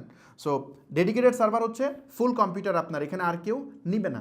আচ্ছা এখন আসেন ওই যে ওয়াইফাইয়ের মধ্যেও সেম, কিন্তু কর্পোরেট লাইন আছে দেখবেন একটা, বাসার মধ্যে যখন নেট দেয় তখন একরকম প্রাইস, কর্পোরেট লাইনে আরেক রকম প্রাইস। কেন জানেন? কারণ কর্পোরেট লাইনে তো আর এই ধরনের উল্টাপাল্টা চলে না, কারণ অফিসে কাজ হবে, ওইখানে দেখবেন নেটের দাম বেশি। আপনি প্রত্যেকটা আইএসপির কর্পোরেট প্যাকেজ চেক করবেন, এটার দাম বেশি থাকবে, ডেডিকেটেড প্যাকেজগুলো। সো এখানেও সেম। সো ডেডিকেটেড সার্ভারের দাম অনেক বেশি হবে, কারণ পুরো কম্পিউটারটা আপনি ভাড়া নিচ্ছেন। এখন আসেন ডেডিকেটেড সার্ভারের কী সমস্যা। ডেডিকেটেড সার্ভার তো ওই সমস্যার সমাধান করছে। সমস্যাটা কি? সমস্যাটা হচ্ছে বেসিক্যালি আপনি ধরেন একটা উইনিং প্রোডাক্ট পাইছেন, আপনি দিনে ধরেন মানে সাধারণত আপনি 10টা আইটেম করে পার ডে সেল করেন, মাসে 300 আইটেম সেল হয় আপনার, পার মান্থ 300 আইটেম আপনি সেল করেন। তো হঠাৎ করে যখন আপনি একটা সিজন আসছে তখন আপনার সেল বেড়ে গেছে, বা সিজন ছাড়াই আপনি একটা উইনিং প্রোডাক্ট পাইছেন, আপনি স্কেল করতেছেন, আপনি অ্যাড দিচ্ছেন, সেল বাড়তেছে। ফর এক্সাম্পল আমরা যেমন 500-600 অর্ডার নিছি পার ডে। সো এরকম যখন আপনি ভিক ভলিউমের অর্ডার পার ডে নেওয়া শুরু করবেন, তখন আপনার এই কম্পিউটার আর লোড নিতে পারবে না। কারণ আপনার এই কম্পিউটারটা তো একটা আছে, মানে কি বলে, ওর তো একটা লোড ক্যাপাসিটি আছে যে এই কম্পিউটারটা 300 অর্ডার পার মান্থ প্রসেস করতে পারবে। এখন যখন আপনার হঠাৎ করে পার মান্থ 5000 অর্ডার প্রসেস করার প্রয়োজন হবে, তখন এই কম্পিউটার দিয়ে আর পসিবল না। তখন বেশি অতিরিক্ত লোডের কারণে ওয়েবসাইট ডাউন হয়ে যাবে। তখন আপনি কি করতে হবে? কম্পিউটার মানে এগেইন নতুন একটা সার্ভার পারচেস করতে হবে, বড় একটা সার্ভার। মানে ধরুন এটার মধ্যে কম্পিউটারের র্যাম ছিল 4 GB, তারপরে কোর ছিল 2টা, মানে ওই যে কোর i5 কোর i7 বলি না আমরা, ওখানকে কোর ছিল ধরেন 2টা। তো ডেটা ট্রান্সফার মানে ইন্টারনেট লাইন কতটুকু মানে বড়, মানে কত হায়ার প্যাকেজ লাগানো আছে। সো ওই ডেটা ট্রান্সফার ধরেন ছিল হচ্ছে আপনার 1 TB। এগুলো নিয়ে ডিটেল আলোচনা করলে অনেক বেড়ে যাবে, আমি জাস্ট হিন্টস দিচ্ছি। সো ওই ওই ওই জিনিসটা যখন আপনার এখানে থাকবে, তখন ইনস্ট্যান্ট এটা চেঞ্জ করার জন্য এই কম্পিউটারটা অফ করে এই কম্পিউটার সকল ডেটা আরেকটা কম্পিউটারে নিয়ে যেতে হবে। এই কম্পিউটার থেকে ওই কম্পিউটারে নিতে, যেটা ফিজিক্যাল না যে পেন ড্রাইভ লাগায় নিয়ে নেবেন, এটা থেকে ওটাতে নিতে মাইগ্রেট করতে মোটামুটি 24 ঘন্টার মতো সময় লাগে, কমও লাগে বেশিও লাগে। সো মোটামুটি 24 ঘন্টার মতো টাইম লাগে। ডোমেন কানেক্ট করতে হয়, এখান থেকে ডোমেন ছোটায় ওটাতে কানেক্ট করতে হয়, এটা সময় লাগে। সো এই যে আপনি চেঞ্জটা করবেন, ফিজিক্যালি একটা কম্পিউটার থেকে একটা কম্পিউটার চেঞ্জ করতে হবে, হয়তো আপনি ভার্চুয়ালি কমান্ড দেবেন, বাট এটা ফিজিক্যালি চেঞ্জ হবে। সো এই চেঞ্জটা যখন করবেন, তখন ব্যাপারটা অনেক এটা ঝামেলা হয়ে যায়। সো আপনার কম্পিউটার হয়তো ওই সময় ওয়েবসাইট ডাউন থাকবে, ডাউন থাকলে আপনার সেলসে ইম্প্যাক্ট পড়বে। সো এটা ই কমার্সের জন্য কোনোভাবেই রাইট প্রসেস না, এটা রাইট প্রসেস না, এটা দিয়ে কাজ করা যায় না। তো আরেকটা ইস্যু আছে, আরেকটা ইস্যু হচ্ছে ধরেন আপনার স্কেল আপ হয়েছে, ধরেন আপনি এখন 8 GB র্যামের একটা সিপিইউ নিয়েছেন, যেটার মান্থলি ভাড়া হচ্ছে 1.5 লাখ টাকা। আপনার সাধারণত আপনার 50,000 টাকা পার মান্থেরটা দিয়ে হয়ে যাচ্ছে, কিন্তু এখন আপনি প্যাকেজ আপডেট করছেন, 1.5 লাখ টাকা পার ইয়ার হচ্ছে এখন, ওটাতে গেছেন, যাওয়ার পরে 2 দিন পরে সেল ড্রপ করছে, তখন কি করবেন? তখন আবার ওটা বন্ধ করে আবার এখানে আসবেন, পরে আবার সেল আপ হলে ওখানে নেবেন। এইভাবে হলে ব্যবসা হবে? সো এইভাবে ব্যবসা হবে না। সো এই জন্য ডেডিকেটেড সার্ভার কোনো সলিউশন না এটার জন্য। ডেডিকেটেড সার্ভার তখনই সলিউশন যখন আপনি শিওর আপনার সেল বাড়বেও না কমবেও না, আপনি জানেন এখানে ফিক্স থাকবে, তখন ঠিক আছে। বাট যদি ওঠানামা করে, আর ই কমার্সে ওঠানামা করবে, এটাই স্বাভাবিক। সো ডেডিকেটেড সার্ভার সলিউশন না। 1 নম্বর হচ্ছে শেয়ার সার্ভার সলিউশন না, 2 নম্বর হচ্ছে ডেডিকেটেড সার্ভার সলিউশন না। এখন আসেন ক্লাউড সার্ভার। ক্লাউড সার্ভারটা কি? ক্লাউডটা মূলত ওই 2টা সমস্যার সমাধান করছে। ক্লাউড মানে আমি একটু উদাহরণ দিয়ে বোঝাই, ক্লাউড এত ডিটেল টেকনিক্যাল ওয়ার্ড ইউজ করলে আপনারা বুঝবেন না। ব্যাপারটা হইতেছে, ধরেন ওই যে আমরা সুপার কম্পিউটার শুনছিলাম না, যে বিভিন্ন সুপার কম্পিউটার আছে, বিশাল বড় বড় পাওয়ারফুল কম্পিউটার। ব্যাপারটা এরকম, ধরেন বিশাল এক সুপার কম্পিউটার সেট আপ করা আছে, যে কম্পিউটারে হাজার হাজার বা লাখ লাখ জিবি র্যাম আছে, লাখ লাখ জিবি, ধরেন মনে করেন লাখ লাখ কোর আছে, মানে প্রসেসর আছে, তারপরে হাজার হাজার টেরাবাইট মনে করেন যে স্টোরেজ লাগানো আছে একটা কম্পিউটারে। ওই কম্পিউটারে ওরা অ্যাডভান্স টেকনোলজি দিয়ে এটা বানাইছে। আপনি যদি ধরেন বলেন যে আমাকে 2 GB র্যাম, একটা কোর, মানে সিপিইউ হচ্ছে 1 কোর, আর হচ্ছে 100 GB স্টোরেজ, এটা আমাকে দেন, তখন ওরা আপনাকে ইনস্ট্যান্ট এটা দিয়ে দিবে। আপনি জাস্ট মানে ওরা রেডি করবে না, ওটা অটোমেটিক সিস্টেম রেডি করে ফেলবে ইনস্ট্যান্ট। আপনি কমান্ড দিবেন, হয়তো 5 মিনিটের মধ্যে আপনার জন্য ওয়েবসাইট রেডি, মানে আপনার জন্য একটা মেশিন রেডি হয়ে যাবে, মানে কম্পিউটার রেডি হয়ে যাবে, ওটার মধ্যে ফ্রেশ উইন্ডোজ হয়ে বা আপনি যে অপারেটিং দিতে চান সেটা হয়ে রেডি হয়ে যাবে, এবং ওটার মধ্যে আপনার ওয়েবসাইট হোস্ট করতে পারবেন। মজার ব্যাপার এখানে, ধরেন আপনার অর্ডার, মানে আপনি যে প্যাকেজটা নিছেন, প্যাকেজের মধ্যে ধরেন হয়তো সর্বোচ্চ আপনি 500 অর্ডার মাসে হ্যান্ডেল করতে, মানে দিনে ধরেন 50টা অর্ডার হ্যান্ডেল করতে পারেন। বাট হঠাৎ করে আপনি দেখতেছেন আপনার সেল বেড়ে যাচ্ছে, তখন ইনস্ট্যান্ট জাস্ট ওখানে গিয়ে একটা অটো স্কেল বা বিভিন্ন স্কেল ওপেন করা যায়। আপনি ধরেন আগে থেকে যদি অটো স্কেলিং এনাবল করে রাখেন, তাহলে অটোমেটিকলি এটা বেড়ে যাবে। মানে এখানে র্যাম ধরেন আরও 4 GB যুক্ত হয়ে যাবে, প্রসেসর আরও যুক্ত হয়ে যাবে, এটা বাড়তে থাকবে। এবং বাড়তে বাড়তে ধরেন যদি মানে ধরেন দিনে অর্ডার আপনি 1000 অর্ডার নিচ্ছেন পার ডে, তখন অটোমেটিকলি এখানে 16 GB বা 32 GB র্যাম অটোমেটিক অ্যাড হবে। অ্যাড হওয়ার পরে যখন আবার এটা কমে যাবে, লোড কমে যাবে, মানে ট্রাফিক কমে যাবে, তখন আবার অটোমেটিক স্কেল ডাউন হবে, ডাউন হয়ে আপনার এটা কমে আসবে। যেমন ধরেন আগে যে অবস্থা ছিল ওখানে চলে আসবে, ধরেন 2 GB র্যামে আবার ফেরত আসতে পারবেন। তার মানে যতক্ষণ সময় আপনি বেশি র্যাম ইউজ করছেন, ঠিক তত সময়ের জন্য আপনার টাকা কাটবে, আর আর যখনই আপনার ইউজ কমে গেছে তখন আপনার থেকে আগের অবস্থানে ফেরত আসতেছেন। তার মানে আপনার এখানে ট্রান্সফার করার কোনো ব্যাপার স্যাপার নাই, ইনস্ট্যান্ট অটো স্কেলিং এনেবল করলে এটা অটোমেটিক হয়। আর অটো স্কেলিং এনেবল না করলে আপনি ম্যানুয়ালি এটা করতে পারবেন।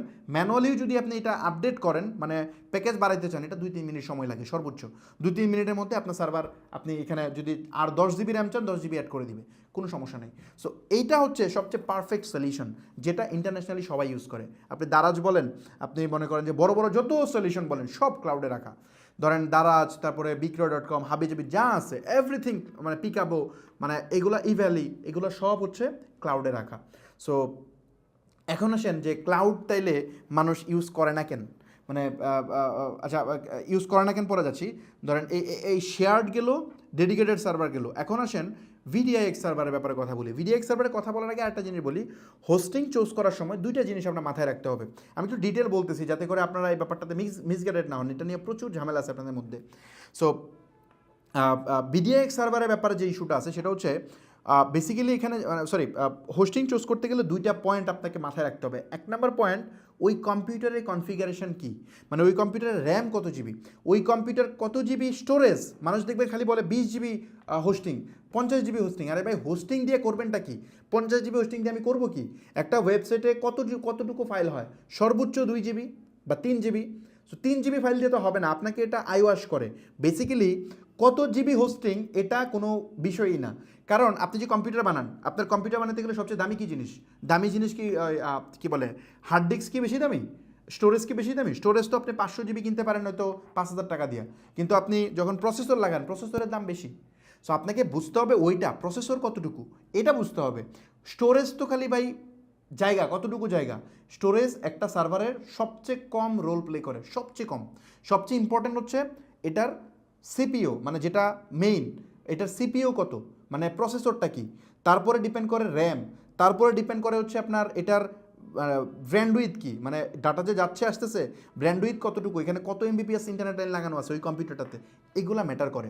সো আপনার প্রথমত দেখতে হবে কনফিগারেশন, ওই কম্পিউটারের প্রসেসর কি, তারপরে দেখতে হবে হচ্ছে আপনার র্যাম কি, তারপরে দেখতে হবে হচ্ছে আপনার ওটার ট্রান্সফার কত, ডেটা ট্রান্সফার কত, তারপরে দেখতে হবে এটার মধ্যে হার্ড ডিস্ক, দেখেন হার্ড ডিস্ক নাকি হচ্ছে এসএসডি, এটা দেখতে হবে।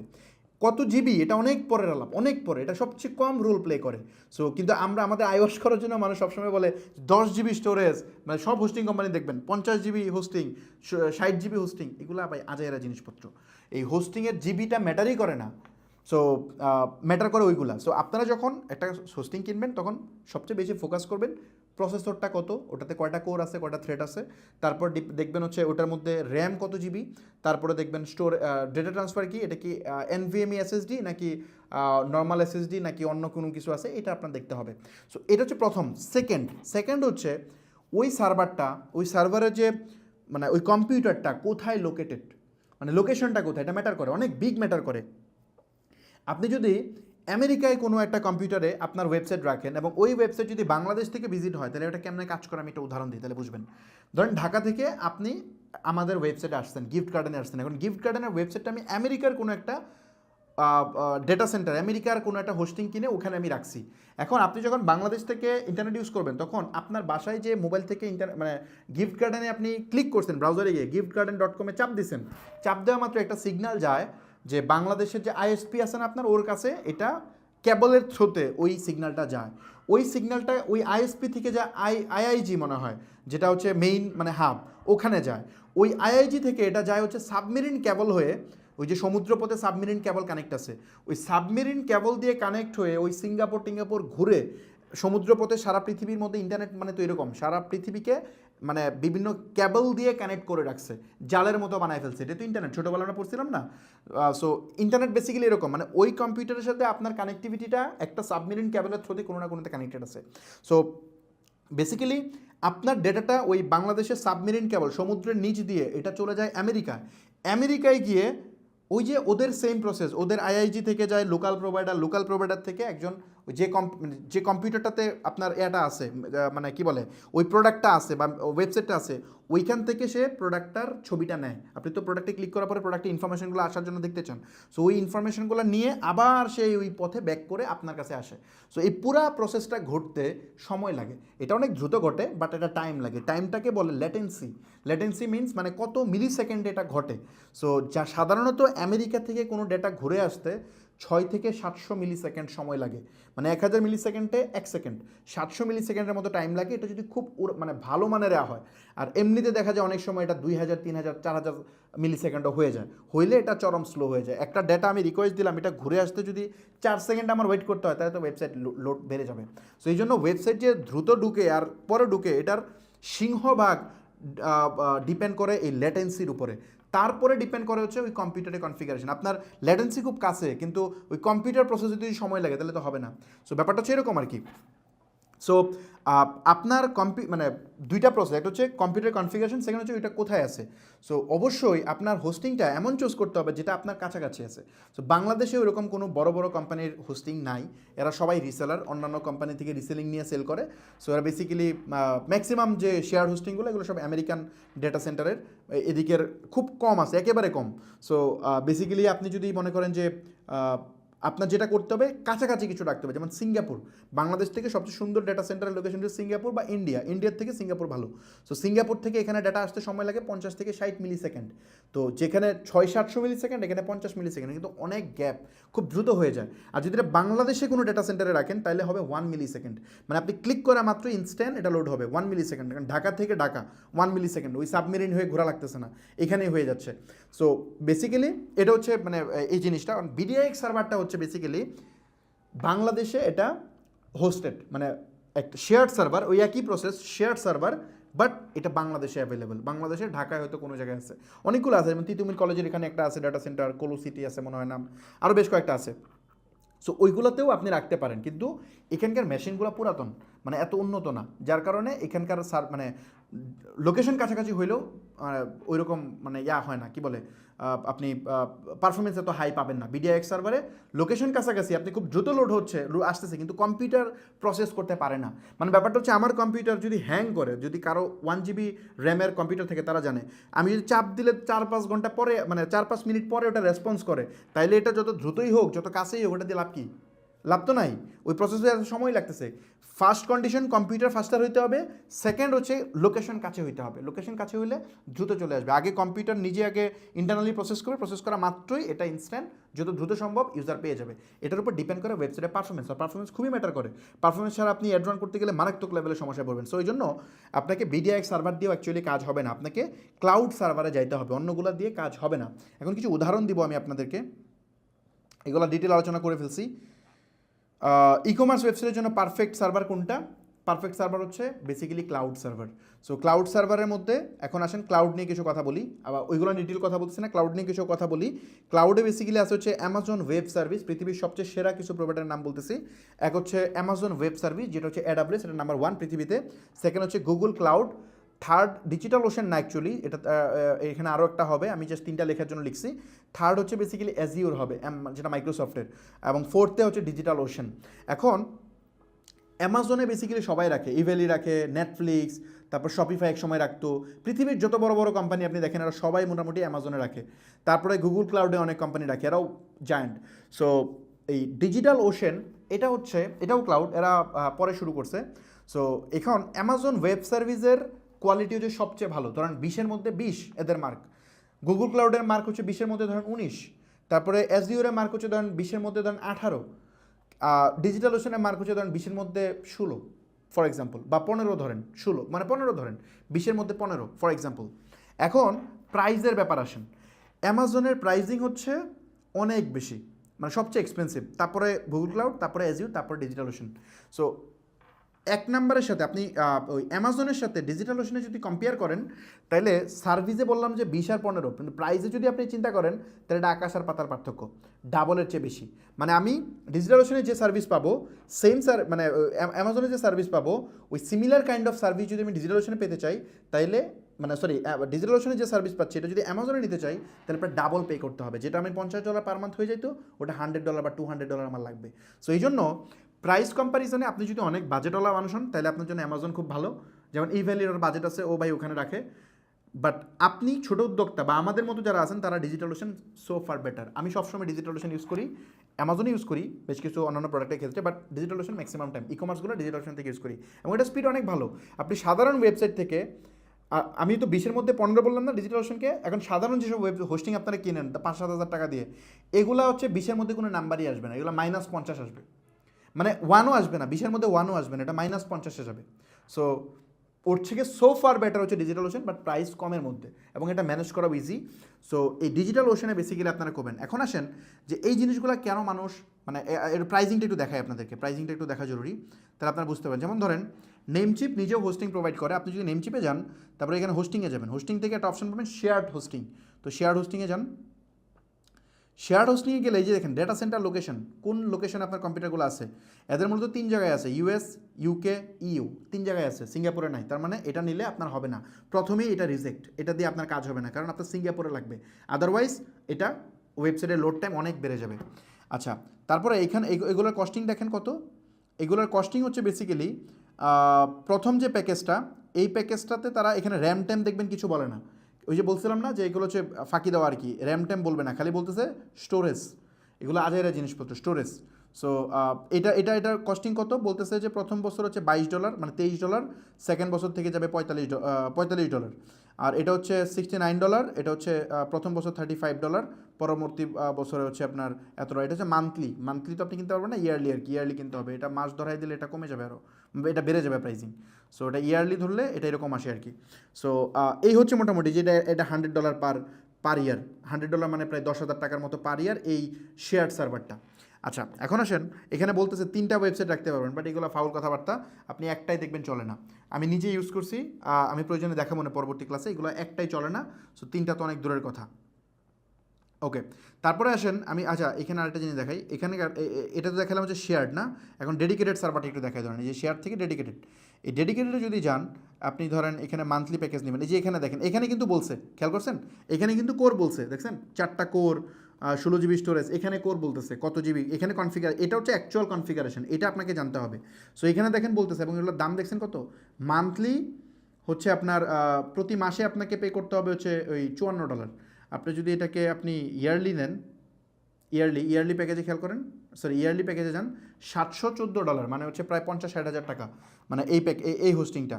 তারপর এটা নিলে এত, এভাবে বহুত আছে, আপনি যদি নিচের দিকে যান, আপনি এক্সপ্লোর মোর, এখানে কই আছে, এখানে মানে আরও আছে, এই যে এটা $2,000 দেখছেন, এই যে এটা হচ্ছে $2,000, এখানে আপনার যে কী কী দিতেছে 64 জিবি DDR4 র্যাম, তারপরে এই জিনিসপত্র দিচ্ছে, এটাতে হচ্ছে আপনার $2,138 পার ইয়ার। সো ডেডিকেটেড সার্ভারের কস্টিং তো আশা করি বুঝতেই পারছেন। এখন আসেন ক্লাউড দেখাই, ক্লাউডের জন্য ধরেন অনেক অপশন আছে, আমি ডিজিটাল ওশনটা দেখাই, ওগুলার মানে AWS এর প্রাইজিং নিয়ে কথা বলতে অনেক সময় লাগবে, এটা অনেক কমপ্লেক্স, এটা নিয়ে কথা না বলে আমি ডিজিটাল ওশনের প্রাইজিংটা দেখাই। সো ডিজিটাল ওশনের প্রাইজিংটা হচ্ছে স্টার্টিং হচ্ছে মোটামুটি $4, আসলে $4 দিয়ে কাজ হয় না, এটা মোটামুটি আপনি একটা কাজ করি, প্রিমিয়ামটা ভালো আর কি, সো এটা দেখাই। সো প্রিমিয়াম ইন্টেল প্রিমিয়ামগুলো একটু ভালো, এখানে মোটামুটি আপনি শুরু করতে পারবেন ইনিশিয়ালি, একটা মিনিট সরি, বেসিক, সরি এই যে এখানে আমি ভুল করছি, প্রিমিয়াম ইন্টেল, ওকে। সো এখানে বেসিক্যালি আপনি $8 দিয়ে শুরু করতে পারেন, প্রতি মাসে $8, 1 জিবি র্যাম দিবে, একটা সিপিইউ দিবে, 1000 জিবি স্টোরেজ দিবে, 35 জিবি স্টোরেজ দিবে, মানে 35 জিবি হোস্টিং পাচ্ছেন যদি ওদের কথাই বলি। সো এটা হচ্ছে $8 per month. So $8 per month, ব্যাকআপের জন্য আরও হয়তো $2 যাবে, মানে $10 করে আপনার যাবে আর কি পার মান্থ, প্রতি মাসে, মানে 1000 টাকার মতো, 1200 টাকার মতো পার মান্থ এটা যাবে। এখন 1200 টাকা পার মান্থে আপনি যে পারফরমেন্স পাবেন ওই রকম ধরেন 20,000 টাকার শেয়ার সার্ভারে এটা পাবেন না, এটা মোটামুটি শিওর এখানে যেটা পাবেন। কথা হচ্ছে মানুষ তাহলে এটা ইউজ করে না কেন, এটা বেসিক্যালি ইউজ করে না মূলত হচ্ছে ইয়ার জন্য, ওই যে কী বলে, মানুষ এটা ইউজ করে না ওই যে আরে কী বলে, এটা ম্যানেজ করা, ক্লাউড ম্যানেজ করাটা কঠিন। এমনিতে যেমন সাধারণ যে সার্ভারগুলো আছে আপনারা দেখবেন কেউ যত এজেন্সি আছে সবাই দেখবেন ডিমোটিভেট করে, বলবে না আপনাকে, এই যে এইসব কথাই বলে না। সো বেসিক্যালি তারা এটা ম্যানেজ করতে পারে না বেসিক্যালি ম্যাক্সিমাম টাইম, কারণ এই ক্লাউড ম্যানেজ করার জন্য আলাদা ইঞ্জিনিয়ার রাখতে হবে আপনাকে, ওই ইঞ্জিনিয়ারের কস্ট অনেক বেশি, প্রায় 40-50 হাজার টাকা তো অ্যাটলিস্ট মিনিমাম। সো আপনি হয়তো এখানে সার্ভার ফি $8, বাট আপনি 50 হাজার টাকা দিয়ে আপনি অ্যাফোর্ড করতে পারবেন না, এটা ইভেলি অ্যাফোর্ড করতে পারে, এটা দারাজ অ্যাফোর্ড করতে পারে, এটা বড় বড় পিকআপও অ্যাফোর্ড করতে পারে, বাট আপনি পারবেন না, আপনার পক্ষে পসিবল না। সো এই কারণে দেখবেন ছোট উদ্যোক্তারা ক্লাউড ম্যানেজ করতে পারে না, তারা ওই শেয়ার ডিজে পড়ে থাকে, আর ওয়েবসাইট ডাউন হয়, ওয়েবসাইট স্পিড লোড, ওয়েবসাইটের পারফরমেন্স অনেক ডাউন থাকে। সো বেসিক্যালি এই কারণে এটা হয় আর কি। সো এই ক্লাউড ম্যানেজ করাটা একটা ডিফিকাল্ট, ক্লাউডের উপরে ওইরকম কোনো রিসোর্সও নাই তেমন একটা। আমাদের এখানে আমাদের প্রমিস ছিল যে আমরা ক্লাউড দেখাবো না, যেমন ধরেন আমি একটু দেখাই, stepupworkshop.net, এখানে আমাদের কিন্তু ক্লাউডের কোনো কোর্স নেই। দেখবেন এখানে আমরা বলছিলাম না যে ওয়ার্কশপ মেম্বারদেরকে আমরা 15টার বেশি কোর্স দিব, এখানে কিন্তু ক্লাউডের কোনো কোর্সের ব্যাপারে আমরা বলি নাই। সো আমরা আসলে যারা আমাদের ওয়ার্কশপে ছিল তাদেরটা ফ্রিতে, মানে তাদের ক্লাউড আমরা ম্যানেজ করে দিচ্ছি, আমাদের টিম এটা ফ্রিতে করে দিচ্ছে, টাকা নিচ্ছে না কোনো। সো এটা তো সবাইকে করা পসিবল হয় না, আমাদের এই টিমটাকে আমরা করে দিচ্ছি অলরেডি। এরপরেও দেখিতেছি অনেকে নিতে চায়, সো আমাদের পক্ষে তো একটা লিমিট আছে, আর বেশি আমরা করে দিতে পারবো না। সো যার কারণে এখন আমরা যেটা করছি, ওদের জন্য ক্লাউডের একটা কোর্স নিয়ে আসছি, ওইখানে আমরা কেমনে ডিজিটালাইজেশন ম্যানেজ করবে সেটা আমি দেখাই দিছি। একটু দেখাই আপনাদেরকে, জাস্ট একটা মিনিট। ওকে, সো এটা বেসিক্যালি হচ্ছে আমাদের ওই যেখান থেকে বিজনেস ওয়ার্কশপ মেম্বাররা যেখান থেকে কোর্স দেখে সেই পার্টটা, এখানে হচ্ছে এটা হচ্ছে বিজনেস ওয়ার্কশপ। এই একটা প্যাকেজের ভিতরে সবগুলো কোর্স আছে, আমাদের প্রমিশন অনেকগুলো কোর্স, এর মধ্যে অনেকগুলো কোর্স আমরা দিচ্ছি এবং আসতেছে, যেমন মেটা মার্কেটিংয়ে কোর্স চলতেছে, তারপর এলিমেন্টার ওয়েবসাইট ডেভেলপমেন্ট, এগুলো চলতেছে, আরও সামনে কোর্স আসতেছে আরও। সো এই মুহূর্তে প্রায় কয়টা 8টা রানিং চলতেছে, আরও আসবে। সো এইখানে আমরা মনে হয় এটার মধ্যে দেখাইছি মনে হয় সম্ভবত, আমরা একটা আলাদাটা হোস্টিংয়ে নিয়ে আসবো, এখানে অনেকগুলো ভিডিও করা হয়েছে অলরেডি। একটা আসসালামু আলাইকুম, বিজনেস ওয়ার্কশপের ওয়েবসাইট। আচ্ছা ইয়েস, এইখানে মনে হয় এই যে এখানে, হ্যাঁ এখানে আমরা ভিডিওগুলো দিচ্ছি, এই যে ডিজিটাল ওশনের, এই যে ডিজিটাল ওশন কেমন ম্যানেজ করবে এটার 1টা 2টা 3টা ভিডিও অলরেডি দিছি, আরও উপরে আলোচনা করছি। সো এখানে ডিটেল বড় বড় আলোচনা আছে, এই যে প্রত্যেকটা ভিডিও আমাদের বড় হয়, মোটামুটি 20-25 মিনিটের হয়, এই যে 20 মিনিট। সো এগুলো প্রত্যেকটা ভিডিও, এই যে এটা হচ্ছে এই যে 30 মিনিট। সো এখানে সবকটা ভিডিও আলাদা বড় বড় হয় আর কি। সো এখানে আমরা এই কোর্সটা দিচ্ছি অলরেডি, যেন তারা এটা বুঝতে পারে, এটা যেন তারা বুঝতে পারে মোটামুটি। আমরা এই জন্য ওই ক্লাউডের একটা ডিজিটালাইজেশন কেমন ম্যানেজ করবে এটা দিচ্ছি, এটার পর আরও অ্যাডভান্স জিনিসপত্র আমরা দিব আস্তে আস্তে। সো যারা আমরা যাদেরকে সাপোর্ট দিতে পারতেছি না, সাপোর্ট তো একটা টাইম পর্যন্ত দেওয়া যায়, যাদেরকে দিতে পারতেছি না তাদেরকে আমরা যেটা করতেছি, তাদেরকে নিজেকে শিখাই দিচ্ছি কেমনে ক্লাউড নিজে ম্যানেজ করতে হবে। সো ইনিশিয়াল ম্যানেজটা তারা নিজেরা করতে পারছে। সো এই হচ্ছে ব্যাপার, মানে মানুষ ক্লাউড বেসিক্যালি ইউজ করতে পারে না, ক্লাউডের উপর এরকম কন্টেন্ট নাই, আর মানুষ একটু ভয় পায়, কারণ হচ্ছে উইন্ডোজ যেভাবে দেখে দেখে আপনি ইউজ করতে পারেন, মানে মূলত ক্লাউডের অপারেটিং সিস্টেমটা হচ্ছে লিনাক্স, মানে উবুন্টু এই টাইপের কিছু হয়, যেটাতে আপনি দেখে করতে পারবেন না, যেমন সি প্যানেল থাকে, এখানে সি প্যানেল থাকে না, আপনাকে ওটা ম্যানেজ করতে হয় অন্য ওয়েতে আর কি। সো এই কারণে ক্লাউড মানুষ কম ইউজ করে। সো আপনাদেরকে আমি রিকমেন্ড করবো ক্লাউড ম্যানেজ করার জন্য। আমি যদি কখনো সময় পাই তাহলে হয়তো ক্লাউড নিয়ে আমি তো ক্লাউডে এক্সপার্ট না, অ্যাকচুয়ালি আমি ক্লাউডে এক্সপার্ট না, আমি তো মার্কেটার, বাট মানুষকে শেখানোর জন্য যতটুকু আমাদের এজেন্সির জন্য ক্লাউড ইঞ্জিনিয়ার আছে, সো যে আমাদের সবগুলা ক্লাউড ম্যানেজ করে, সো ওর কাছ থেকে যতটুকু জেনে পসিবল হয়েছে অতটুকু আমি চেষ্টা করতে শেয়ার করার জন্য। আমার প্ল্যান আছে যে এইবার ওয়ার্কশপে ক্লাউডের উপর আরও এক্সপার্ট ট্রেনিং আমরা দেওয়াবো, আমরা গেস্ট মেন্টর পলিসি ইন্ট্রোডিউস করছি, তো ওখান থেকে আমরা আরও লোক এনে আমরা করবো আর কি। আচ্ছা আরেকটা ব্যাপার বলি, যেহেতু ওয়ার্কশপ নিয়ে কথা হচ্ছে একটু হালকা বলে দিই, অনেকে ওয়ার্কশপে জয়েন করে ফেলছে। জাস্ট একটা প্রশ্ন অনেকেই করতেছিল যে ভাই ওয়ার্কশপে কী বলে বিজনেস ওয়ার্কশপে জয়েনের লাস্ট পেমেন্ট ডেট কবে? অ্যাকচুয়ালি লাস্ট পেমেন্ট ডেট বলতে এখানে কিছু নাই, আমি বলছি যে আমাদের একটা নির্দিষ্ট কোটা আছে, কারণ এখানে প্রত্যেকটা মানুষকে ওয়েবসাইট বানিয়ে দিতে হবে। সো এই ওয়েবসাইটটা যে আমরা দিব ওটা অনেক হাই কোয়ালিটির ওয়েবসাইট, আমি হয়তো একটু পরে দেখি সময় পেলে আজকে দেখাবো। তো আমরা যে ওয়েবসাইটটা দিই, এই ওয়েবসাইটটা মোটামুটি অনেক ভালো মানের একটা ওয়েবসাইট দিই। তো এই ওয়েবসাইটটা ডেভেলপ করে সবাইকে দিয়ে বুঝে, এটা অনেক কমপ্লেক্স কাজ, এটা যদি শুধু কোর্স হইতো ভাই আমি সবাইকে নিতে পারতাম, কোনো প্রবলেম ছিল না। যেহেতু এখানে কোর্স, ডেডিকেটেড সাপোর্ট অনেক ব্যাপার স্যাপার আছে, আমাদের প্রায় অনেক এমপ্লয়ি, প্রায় 40 জন ম্যান পাওয়ার দিয়ে আমাদের পুরাতন ওয়ার্কশপ মেম্বারদেরকে ম্যানেজ করতেছে, এই নতুন ওয়ার্কশপের জন্য আরও আমাদের ম্যান পাওয়ার লাগবে। সো এটা একটা ক্যাপাসিটি তো আছে, তাই না? সো এই কারণে আমরা এখানে যারা মানে সিলেকশন প্রসেসের মধ্য দিয়ে নিচ্ছি, যে আপনারা মনে হয় অলরেডি এই যে জয়েন ওয়ার্কশপে ক্লিক করলে আপনারা যে এই ফর্মটা পাবেন, এই লিঙ্কটা মনে হয় লাইভে দেওয়া আছে, এখান থেকে আপনারা অ্যাপ্লাই করবেন। অ্যাপ্লাই করার পরে আমরা বেসিক্যালি হচ্ছে যারা সিলেক্ট হয় তাদেরকে SMS দিচ্ছি, ওরা এসে এখানে পেমেন্ট করতেছে। সো পেমেন্ট করার লাস্ট ডেট বলতে তেমন নাই, আমরা সিলেক্ট অলরেডি আমাদের টিম করছে, করার পরে আমরা যেটা করতেছি যে কিছু মানুষকে অলরেডি দিয়ে দিচ্ছি, এখান থেকে সিট কনফার্ম হয়ে গেলে তাহলে ওয়েটিং লিস্টে যারা আছে ওদেরকে আমরা পেমেন্টটা দিব না, মানে আমাদের যে নির্দিষ্ট সিট আছে এটা যদি কমপ্লিট হয়ে যায় তাহলে দিব না। আর যদি দেখি যে না এখানে কনফার্ম হয় না, সাধারণত কনফার্ম হয় না, কিছু মানুষ আছে রেজিস্ট্রেশন করছে বাট জয়েন করবে না। সো তারা যখন জয়েন করবে না তখন যে কয়টা সিট বাকি থাকবে ওই কয়টাকে আমরা ওই ওয়েটিং লিস্টে যারা আছে ওদেরকে আমরা পাঠাবো। এই জন্য আপনারা অনেকে অ্যাপ্লাই করছেন, হয়তো SMS পান নাই বা ইমেল পান নাই, সো বেসিক্যালি হয়তো আপনি ওয়েটিং লিস্টে আছেন। সো বা আপনি হয়তো হ্যাঁ হয়তো ওয়েটিং লিস্টে আছেন, যদি ফাঁকা হয় তাহলে আপনি মেল পাবেন, আপনাকে মেল করা হবে, আর যদি এটা ফুল হয়ে যায় তাহলে তো পাওয়া যাবে না। এই জন্য আমার রিকমেন্ডেশন থাকবে, যদি আপনি মনে করেন যে না আপনি ওয়ার্কশপ নিয়ে সিরিয়াস, তাহলে আপনি জয়েন করে ফেলবেন। ওয়ার্কশপে সবার আসা দরকার নেই। আপনি যদি সিরিয়াস উদ্যোক্তা হন, আপনি যদি অ্যাকচুয়ালি এক্সিকিউশন করতে চান, জাস্ট শিখবেন এরকম হইলে আপনি লার্নিং করতে পারেন। বাট যদি আপনি অ্যাকচুয়াল এক্সিকিউট করতে চান, আপনি মনে করেন যে না ভাই আমাকে সাঁতার শিখাইছেন, আমি এখন নিজে নদীতে নামে সাঁতার কাটতে পারবো, সমস্যা নেই, তাহলে আপনি কাটতে পারেন, কোনো সমস্যা না। যদি মনে করেন না ভাই আমি সাঁতার কাটবো ভাই, আমার সাথে একজনকে দিতে হবে ভাই, যাতে আমি যদি ডুবে গেলে যেন আমার তুলে নিয়ে আসে, যদি এমন মনে করেন তাইলে আপনি ওয়ার্কশপে আসেন। ওয়ার্কশপে আসলে আমাদের টিম আছে, এক্সপার্ট টিম আছে, আমি চেষ্টা করি, সো আমরা চেষ্টা করব সর্বোচ্চ। অলরেডি আমরা এটা আসলে আমরা আরও পরে করতাম, তারপর এখন করতেছি, আমরা সাকসেস স্টোরি শেয়ার করতেছি, ইনশাল্লাহ আরও আসবে। আমাদের স্টেপ আপের যে পেজটা আছে এখানে গেলে আপনারা হচ্ছে বেশ কিছু আমাদের ওয়ার্কশপ মেম্বাররা কোন ধরনের সাপোর্ট পায় সেটা আপনি দেখতে পারবেন, এগুলো একটু দেখে নেন, তাহলে আপনারা মোটামুটি একটা আইডিয়া পাবেন যে ওয়ার্কশপের ভিতরে অ্যাকচুয়ালি কী হয়। সো এই তো, আর ওয়ার্কশপ নিয়ে তেমন আমার কাছে ওইরকম কোনো কথাবার্তা আমি দেখি না, সব ঠিকঠাকই আছে। মানুষ মনে করেন এই ফ্রি কোর্স নিয়ে বহুত কিছু বলছে, ওয়ার্কশপ নিয়ে তেমন কিছু একটা বলে না। দুই একজন হয়তো বলে, তারা আসলে তাদের নিজেদের কোর্স সেল করতে সমস্যা হচ্ছে। আমি মানুষকে ফ্রিতে এত কিছু দিয়ে দিচ্ছি, আমি এতগুলা মানুষকে ফ্রিতে, মানে এই ওয়ার্কশপ মেম্বার ফ্রিতে তাদেরকে ওয়েবসাইট বানিয়ে দিয়ে দিচ্ছি, পিক্সেল সেট আপ করে দিয়ে দিচ্ছি, ওদের আর কোথাও যাওয়া লাগতেছে না। সো অন্যান্য এজেন্সির হয়তো মানে রেভিনিউ সোর্স, যেটা অনেক বেশি রেভিনিউ হওয়ার কথা ছিল সেটা হচ্ছে না, এই কারণে জেলাসি থেকে হয়তো অনেকে অনেক কিছু লেখে। বাট আমাদের ওয়ার্কশপ মেম্বারদেরকে দেখবেন, ও ওয়ার্কশপ মেম্বারদের রিভিউ দেখলে আপনি বুঝবেন, যারা সাকসেস স্টোরি দিতেছে তাদের কথা বললে বুঝবেন, তাহলে দেখতে পারবেন। এখানে মানে আপনি দেখেন ওয়ার্কশপে যারা জয়েন করতেছে, আপনি ধরেন এখানে 25,000 টাকা দিয়ে আপনি ওয়ার্কশপে জয়েন করছেন, আপনাকে জয়েন করা মাত্রই আপনাকে একটা ওয়েবসাইট দেওয়া হবে। এই ওয়েবসাইটের ভ্যালুই তো এর চেয়ে বেশি রে ভাই, এই ওয়েবসাইটের ভ্যালুই তো 30-40 হাজার টাকা। তার মানে আপনি 30-40 হাজার, মানে ওয়ার্কশপ থেকে আর কিচ্ছু যদি না পান, শুধুমাত্র ওই ওয়েবসাইটটা পাইলেই তো আপনার পয়সা উসুল, এরপরে যা পাবেন তা বোনাস। আমি আরও অনেকগুলো জিনিস বলছি, আমাদের এত ডেডিকেটেড, আপনার 5-6 মাস একটা ডেডিকেটেড সাপোর্ট দেবে, এটার ভ্যালু নাই। তারপরে আমরা যে এতগুলা কোর্স দিতেছি এইগুলোর কি ভ্যালু নাই? আর এইবার তো এখন তো এখানে তো 8টা আছে, আরও কোর্স আসতেছে, প্রায় 15-16টা কোর্স এখানে আমিই দিব নিজে। তারপরে এইবার তো আরও আমরা এক্সপার্ট আনতেছি বিভিন্ন টপিকের উপর, যে সেক্টরে এক্সপার্ট তাকে এনে আমরা এখানে কোর্স বানাবো। এগুলো আপনারা সবাই ফ্রিতে অ্যাক্সেস করবেন, এখানে কোনো টাকা লাগবে না। এক ওয়ার্কশপ যারা ঢুকবে ওর আর কোনো সিঙ্গেল পেনিও খরচ করতে হবে না, তার বিজনেস মানে মোটামুটি ধরেন এই কোর্স করার জন্য, লার্নিংয়ের জন্য খরচ করতে হবে না, এটা অ্যাটলিস্ট শিওর।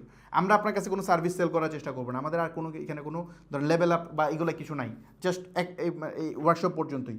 আমি চাই অ্যাকচুয়ালি আপনাদেরকে হেল্প করতে, এখানে ধরেন ব্যবসা হিসেবে আমি এটা কাউন্ট করি না, আমি চাই কিছু উদ্যোক্তাকে ডাইরেক্টলি হেল্প করতে, আর এটা আপনাদের রিকোয়েস্টে আমরা করতেছি। সৌদি আরব থেকে দেখছেন কতগুলো মানুষ একসাথে ভিডিও করতেছে, ময়মনসিংহ মানুষ স্লোগান ধরে ভাই ওয়ার্কশপ চাই ওয়ার্কশপ চাই। আসলে এটাকে ব্যবসা হিসেবে কাউন্ট করলে মানুষের এই সারা আমি পাইতাম না। অ্যাকচুয়ালি মানুষ এটাতে বেনিফিটেড হয়, 80-20 ফর্মুলা, মানে আমি মানুষকে 80% বেনিফিটেড করতেছি, মানুষ আমাকে 20% দিতেছে।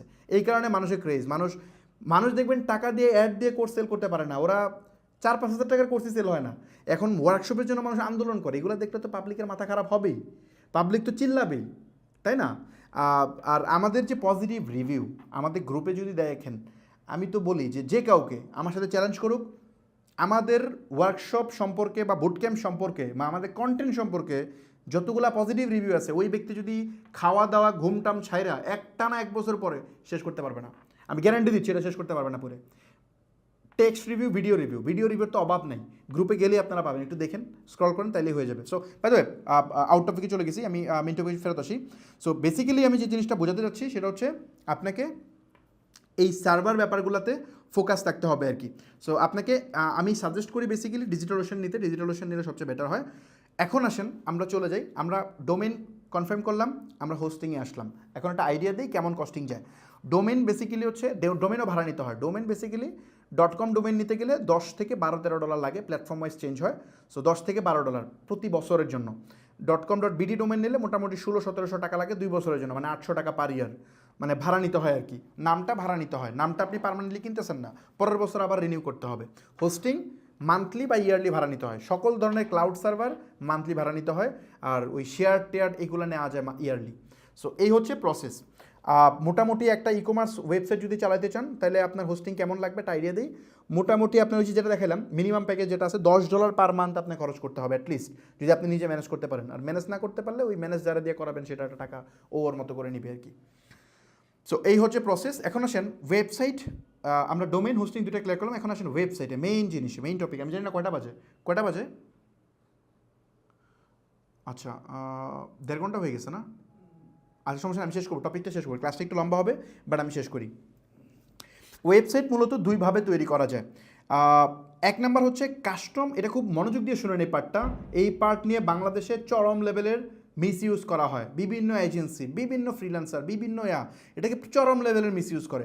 আমি একদম অনেস্ট ডেটাটা আপনাদের সাথে শেয়ার করার চেষ্টা করবো এখানে। So first of all custom website তৈরি করা যায়, আর এটা হচ্ছে সিএমএস ব্যবহার করে ওয়েবসাইট তৈরি করা যায়। কাস্টম ওয়েবসাইটটা কি অ্যাকচুয়ালি আমি বলি। মূলত কাস্টম ওয়েবসাইটটা হচ্ছে আপনি বিভিন্ন প্রোগ্রামিং ল্যাঙ্গুয়েজ ইউজ করে বানাবেন, মানে আপনি বিভিন্ন টাইপের প্রোগ্রামিং ল্যাঙ্গুয়েজ দিয়ে বানাতে পারেন। সো এখানে আবার চলে আসে যে আপনি যখন কাস্টম ওয়েবসাইট বানাতে যাচ্ছেন তখন আসে যে আপনি কোন টেকনোলজি ইউজ করে ওয়েবসাইট বানাবেন, সেই জিনিসটা চলে আসে। যেমন ধরেন আমি পপুলার কিছু টেকনোলজির কথা যদি বলি, যেগুলো বাংলাদেশে পপুলার, সেটা হচ্ছে লারাভেল।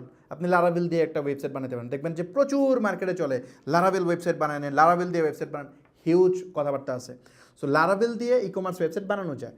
লারাভেল মূলত হচ্ছে একটা পিএইচপির একটা ফ্রেমওয়ার্ক, পিএইচপি হচ্ছে মেইন টেকনোলজি, ওটার ফ্রেমওয়ার্ক হচ্ছে লারাভেল। তারপর হচ্ছে নোড.জেএস, তো নোড.জেএস দিয়েও করা যায়, এটা জাভাস্ক্রিপ্টের।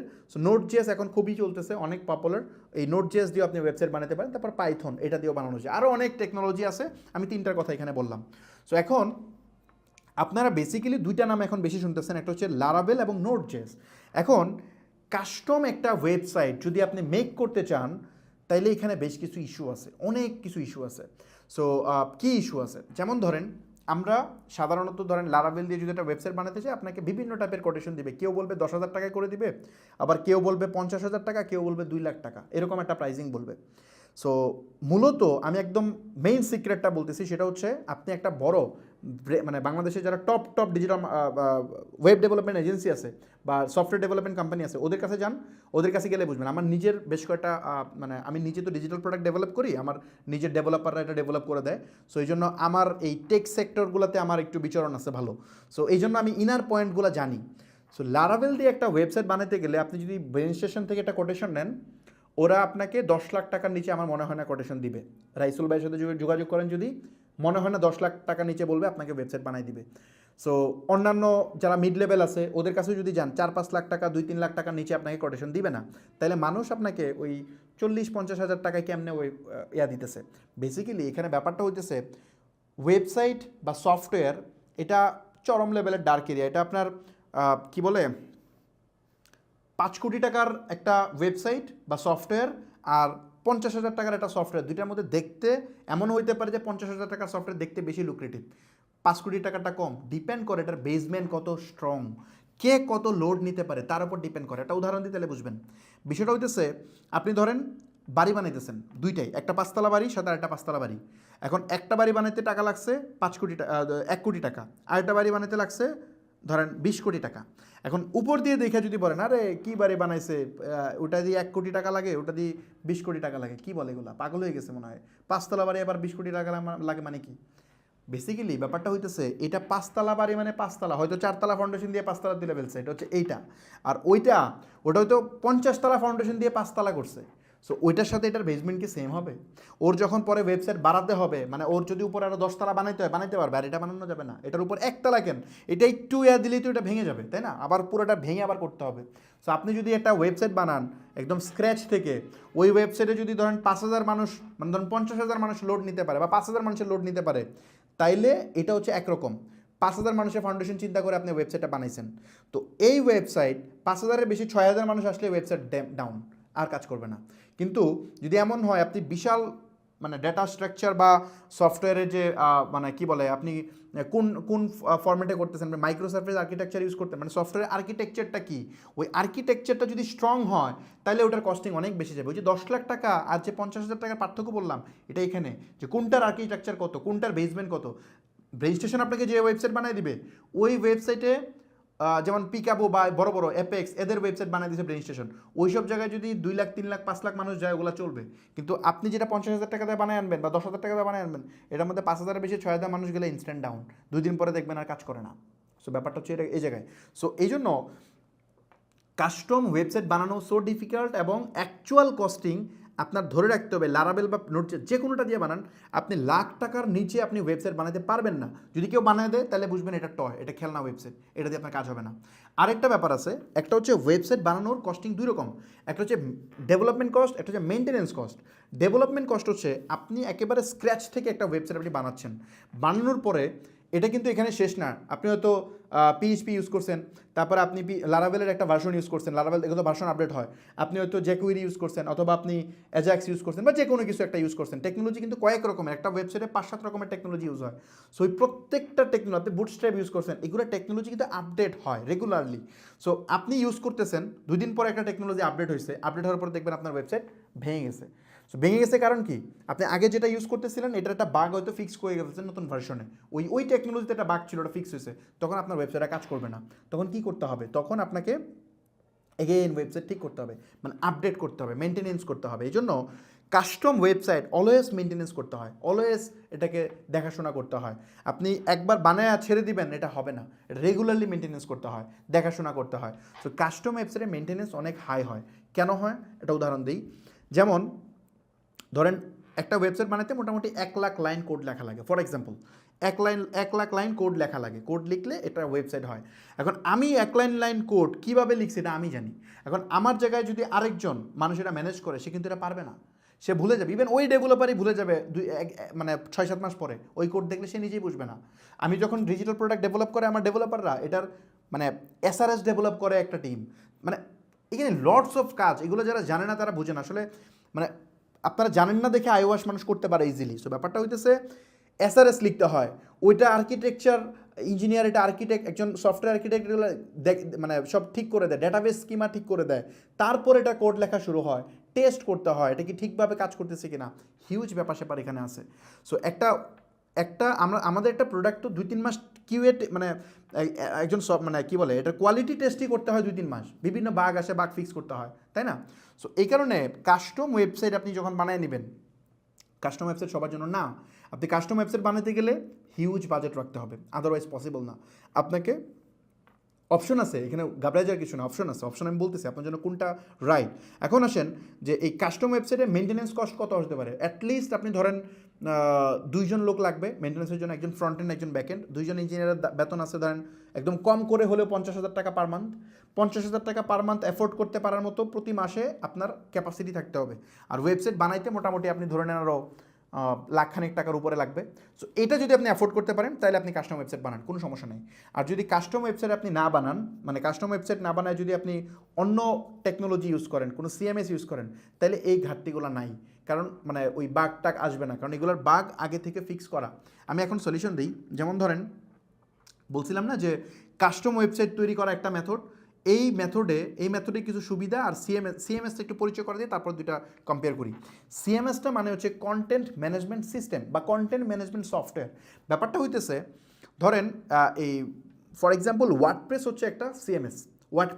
ওয়ার্ডপ্রেস আপনারা অনেকেই নাম শুনছেন হয়তো। ওয়ার্ডপ্রেস মূলত হচ্ছে ওয়েবসাইট ডেভেলপ করার একটা সফটওয়্যার। সো কেমনে একটা ওয়েবসাইট বানাবেন আপনি, ধরেন একটা ই কমার্স ওয়েবসাইটে সব কিছু কিন্তু কমন, আপনি খেয়াল করেন একটা ওয়েবসাইটে প্রোডাক্ট অ্যাড করার অপশন থাকে, ইনভেন্টরি থাকে, কাস্টমার থাকে, তারপর অ্যাড টু কার্ট থাকে, চেক আউট থাকে। এই প্রত্যেকটা ওয়েবসাইটে কিন্তু একই প্রসেস, খেয়াল করছেন আপনি? সব মানে ক্যাটাগরি থাকে, তারপরে হচ্ছে কালেকশন থাকে, রিভিউ দেওয়ার অপশন থাকে, সব কটা ওয়েবসাইটের ফাংশনালিটি সেম। সো এই ফাংশনালিটি বারবার কেন বানাইতে হবে, প্রতিবার কেন বানানো লাগবে? এটা কেউ না কেউ একজন বানায় রাখছে আগে থেকে। ধরেন ফর এক্সাম্পল ওয়ার্ডপ্রেস হচ্ছে এরকম একটা সিএমএস, যে চিন্তা করছে যে একটা ওয়েবসাইট বানানোর জন্য যা যা করা লাগে সব সে আগে থেকে করে রাখছে, করে এটা পাবলিকলি দিয়ে দিচ্ছে যে তোমরা এখন ওয়েবসাইট বানালে তুমি আর নতুন করে বানায়ও না, তুমি এরপর থেকে শুরু করো, যদি কিছু চেঞ্জ করতে হয় নিজের মতো করো। ডিজাইনে চেঞ্জ হয়, ফাংশনালিটি কিন্তু চেঞ্জ হয় না। সো এই জন্য ওয়ার্ডপ্রেস এরকম একটা সিএমএস, যে সিএমএসে আপনার ওয়েবসাইটে যা করবেন প্রায় তার 95% জিনিসপত্র আগে থেকে করা আছে, আপনি জাস্ট ওটা নিয়ে ইউজ করেন। আমি কি বুঝতে পারছি? মানে 95% জিনিসপত্র দেখবেন আপনার মতো করে রেডি করা আছে, আপনি জাস্ট ওটা ইউজ করেন প্রপারলি, তাইলে আপনার কিন্তু মেনটেনেন্স করা লাগতেছে না। যেহেতু ওয়ার্ডপ্রেস এক ইঞ্জিনিয়ার বানাইছে, ব্যাপারটা খেয়াল করেন। ওয়ার্ডপ্রেসের মালিক হচ্ছে অটোমেটিক নামে একটা কোম্পানি, তো ওদের ডেভেলপাররা বানাইছে, ওদের কোয়ালিটি, ওরা যে মানের ইঞ্জিনিয়ার, আপনি বাংলাদেশে একজন ইঞ্জিনিয়ার হায়ার করুন, ওটা কি সেম হবে?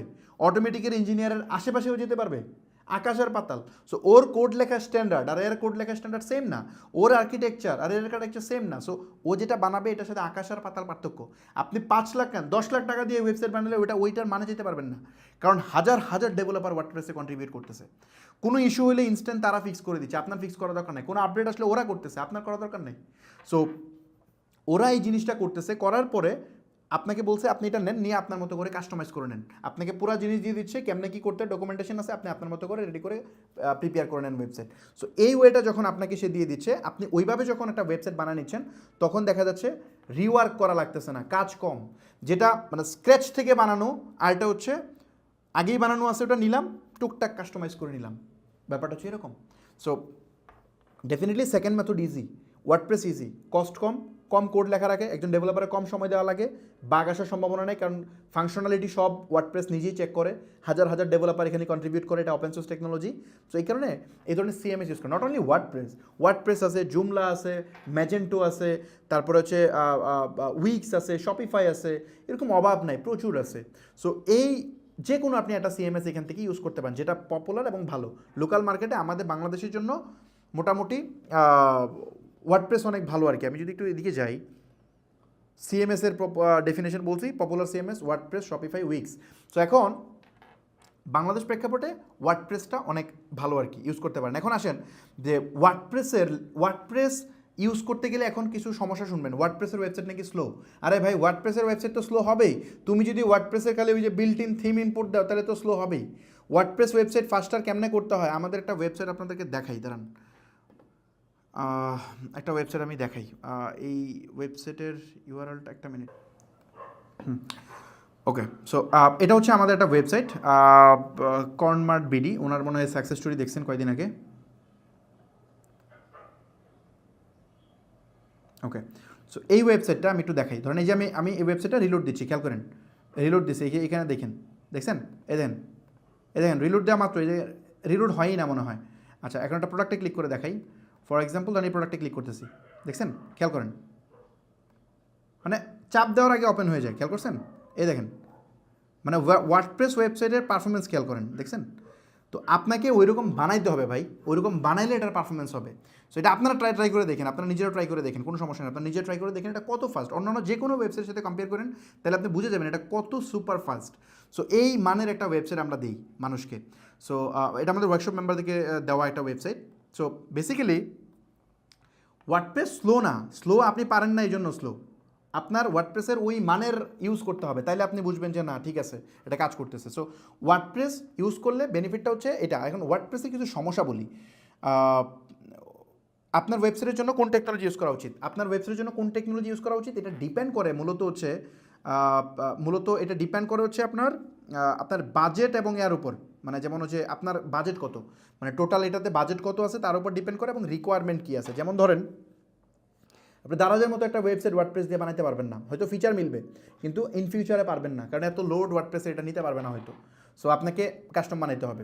আপনি এমন একটা আনকমন ফিচার ইন্ট্রোডিউস করতে যাচ্ছেন যেটা ওয়ার্ডপ্রেসে কখনোই করেন, আপনি অন্য টাইপের মানে গতানুগতিক ই কমার্সের বাইরে গিয়ে কিছু করতে চাইতেছেন, তাইলে এটা কাস্টম বানাইতে হবে। অথবা ওয়ার্ডপ্রেসে বানানো যাবে বাট কস্ট বেশি হয়ে যাবে, ওইটা আপনি কাস্টম বানাইতে পারেন, তাহলে ওটার কস্ট কিন্তু এরকমই হবে। মেনটেন্যান্স কস্ট মান্থলি 50,000 টাকার নিচে আপনি ধরেন না, যদি ধরেন তাহলে এটা স্মুথলি চলবে না। আর ডেভেলপমেন্ট কস্ট 1 লাখ টাকার বেশি যাবে, ডিপেন্ড করবে আপনি কার থেকে বানাচ্ছেন, কতটা এক্সপার্ট হাতে বানাচ্ছেন। আর এটা ডেভেলপ করার পরে আপনি শিওর থাকেন 3 থেকে 4 মাস বা 5 মাস 6 মাস লাগবে ডেভেলপ হইতে। আরও 1 থেকে 1.5 বছর এটা আপনি স্মুথলি ইউজ করতে পারবেন না, বাগ থাকবে। আপনি যে কোনো ইঞ্জিনিয়ার দিয়ে বানান, এটা কোনো ম্যাটারই করে না, বাগ থাকবেই। ফেসবুকের বাগ আছে এখনও, সো বাগ তো আসবেই। ওয়ার্ডপ্রেসেরও বাগ আসে, কিন্তু এটার অনেক কম, এটা ইনস্ট্যান্ট ফিক্স হয়ে যায়, কারণ এত ডেভেলপার এটা মানে সলভ করে ফেলে। এটা টেস্টেড, হাজার হাজার মানুষ ইউজ করতেছে, কিন্তু আপনি যেটা বানাবেন এটা টেস্টেড না। আর আপনি যে লারাভেল বানাবেন, মানে এই সিম্পল জিনিসটা মানুষ বোঝায় না। ওয়ার্ডপ্রেস নিজেও কিন্তু ওয়ার্ডপ্রেস ইটসেলফ, ওয়ার্ডপ্রেসকেও ডেভেলপ করা হয়েছে পিএইচপি দিয়া, মানে পিএইচপি দিয়েই ওয়ার্ডপ্রেস বানানো হয়েছে, পিএইচপি প্রোগ্রামিং ল্যাঙ্গুয়েজ দিয়েই। সো ওয়ার্ডপ্রেস বানানো হয়েছে পিএইচপি, একই সেম টেকনোলজি। আপনার লারাভেল যে ওয়েবসাইট বানাবে ওটা তো সেম টেকনোলজি। সো টেকনোলজি তো একই, তাহলে স্লো এবং ফাস্ট এটা কাজ করে কিসের উপর, আপনি পারফেক্ট ইউজ করতে পারতেছেন কি না। সো টেকনোলজি একটাই, এখানে কোনো পার্থক্য নেই। ওয়ার্ডপ্রেস বলে লাভ নেই, ওয়ার্ডপ্রেস আর ওয়েবসাইট আরও বেশি ফাস্ট। আমি যেটা দিছি ইউআরএল তো পাবলিক আছে, চেক করে দেখেন, বাংলাদেশের অন্যান্য যে কোনো ওয়েবসাইট থেকে এটা ফাস্টার পাবেন আপনি যে কোনোভাবে এটা টেস্ট করেন। সো বেসিক্যালি এটা মানুষ আসলে বুঝে না, মানুষ আসলে ভুল বুঝায়, মানুষ এটা প্রপার ইউটিলাইজ করতে পারে না। সো এই জন্য আপনার যদি কাস্টম ওয়েবসাইট বানাতে চান তাহলে যাবে। আমি মনে করি আপনার যদি ই কমার্স ব্যবসা হয়, আপনার ওয়েবসাইটে বাজেট যদি 4-5 লাখ টাকার কম থাকে, তাহলে কোনোভাবেই আপনার কাস্টম বানানো উচিত না, আপনাকে ওয়ার্ডপ্রেস বা শপিফাই যাওয়া উচিত। সো শপিফাই গিয়ে শপিফাইয়ের পারফেক্ট ইউটিলাইজেশনটা নিয়েন। ব্যাপারটা হচ্ছে এরকম যে ওয়ার্ডপ্রেস দিয়ে বানাইলেন আর খালি ওয়ার্ডপ্রেস ইনস্টল দিয়ে নিয়ে এসে বললেন, তাহলে তো ভাই স্পিড হবে না ভাই। ওটার একদম থিম দিলাম আর কাজ হয়ে গেলো, ব্যাপারটা তা না। এটার আপনার ওয়ার্ডপ্রেসের কোরে কাজ করতে হবে, তাইলে আপনার পারফরমেন্স ভালো হবে। সো এই জিনিসটা ওয়ার্ডপ্রেস দিয়ে ওয়েবসাইট আপনার 2 দিনের এগুলো আলোচনা করে ফেলছি মনে হয়। আচ্ছা, বাজেট আসেন। ওয়ার্ডপ্রেসের ওয়েবসাইট দেখবেন আপনার কেমন, ওয়ার্ডপ্রেসের ওয়েবসাইট বানাতে কত টাকা লাগে এটা একটা আইডিয়া দিই। ওয়ার্ডপ্রেসের ওয়েবসাইট বেসিক্যালি আপনি দেখবেন 5,000, 10,000 টাকা দিয়ে মানুষ বানায় দেয়। সো ওই যে আপনি যে ব্লেমগুলো দেন না, যে ওয়ার্ডপ্রেসের ওয়েবসাইট স্পিড লো, হ্যাক হয়, এই সেই হাবিজাবিগুলো যে বলেন, এইগুলা বেসিক্যালি ওই আপনি নাল ভার্সন থিম হাবিজাবি এগুলো ইউজ করেন, যার কারণে হয়। আমি পরের ক্লাসে হয়তো আরও আলোচনা করবো ওয়ার্ডপ্রেস ওয়েবসাইট কেমনে বানাইতে হয়, আমি নিজে একটা বানায় দেখানোর চেষ্টা করবো। সো ওয়ার্ডপ্রেসের ওয়েবসাইট বানাইলে ভালো এজেন্সি থেকে ভালো কস্টিং নেবে এবং পারফরমেন্স ভালো আসবে। আমরা একদম ডিপলি কাজ করি এবং আমাদের ওয়েবসাইটের মাশাআল্লাহ পারফরমেন্স অনেক ভালো হয়। সো আমি তো একটু দেখাইছি, আর আমরা লোকাল এবং ইন্টারন্যাশনাল অনেক জায়গায় কাজ করি। আমাদের ওয়েবসাইটে বেসিক্যালি স্টেপ আপ যে ওয়েবসাইটগুলো ডেভেলপ করে দেয়, এগুলোর প্যাকেজ হচ্ছে এরকম: স্টার্টার প্যাকেজ 30,000 টাকা, তারপরে অ্যাডভান্স প্যাকেজ 50,000 টাকা, বিজনেস প্যাকেজ হচ্ছে 80,000 টাকা। সো এটা হচ্ছে আমাদের একদম প্রাইজিং, এর বেশিও নেই না, আমরা কমও নেই না, এটাই ফিক্সড। অনেকে আছে হচ্ছে অনেক কমে করে দেয়, বাট ওইগুলোর সাথে আমাদেরটা কম্পেয়ার করলে হবে না। কম্পেয়ার করার আগে পারফরমেন্স কম্পেয়ার করতে হবে আপনাকে। যে ওরা হয়তো জাস্ট মনে করেন যে জাস্ট একটা থিম ইনস্টল দিল, উডমার্ট থিম হাবিজাবি ইনস্টল দিয়ে দিল, ওইটা দিলে তো হইলো না। আপনাকে একদম পেজ বিল্ডার দিয়ে পুরো ওয়েবসাইট কাস্টমাইজ করতে হবে, এটার স্পিড ঠিকঠাক করতে হবে। সো এইগুলা করলে কাজটা হয়। বাই দ্য ওয়ে, আমি এখানে স্টেপ আপে প্রমোশন করতেছি না। স্টেপ আপ আগামী 6 মান্থ, স্টেপ আপ এর আগে থেকে তো কাজ নিতে পারেই না। মানে ধরেন আমরা 4-5 মাস যাবত প্রচুর লিড আছে আমাদের কাছে, আমরা কোনো কাজ নতুন করে নিচ্ছি না। সামনে আরও 5-6 মাস মনে হয় না কোনো কাজ নিতে পারবো, কারণ যেহেতু আমরা ওয়ার্কশপ শুরু করতেছি আবার। কারণ এই প্রত্যেকটা ওয়ার্কশপ মেম্বারকে আমরা ওয়েবসাইট বানিয়ে দিব, এবং আমরা এই অ্যাডভান্স প্যাকেজের যে ওয়েবসাইটটা আমরা এটা ওয়ার্কশপ মেম্বারদেরকে দিই। মানে দেখেন, ও ঢুকতেছে 25,000 টাকা দিয়ে, বাট আমরা 50,000 টাকা সমমানের একটা ওয়েবসাইট তাকে আমরা দিই, যেটা সুপার ফাস্ট এবং highly customisable.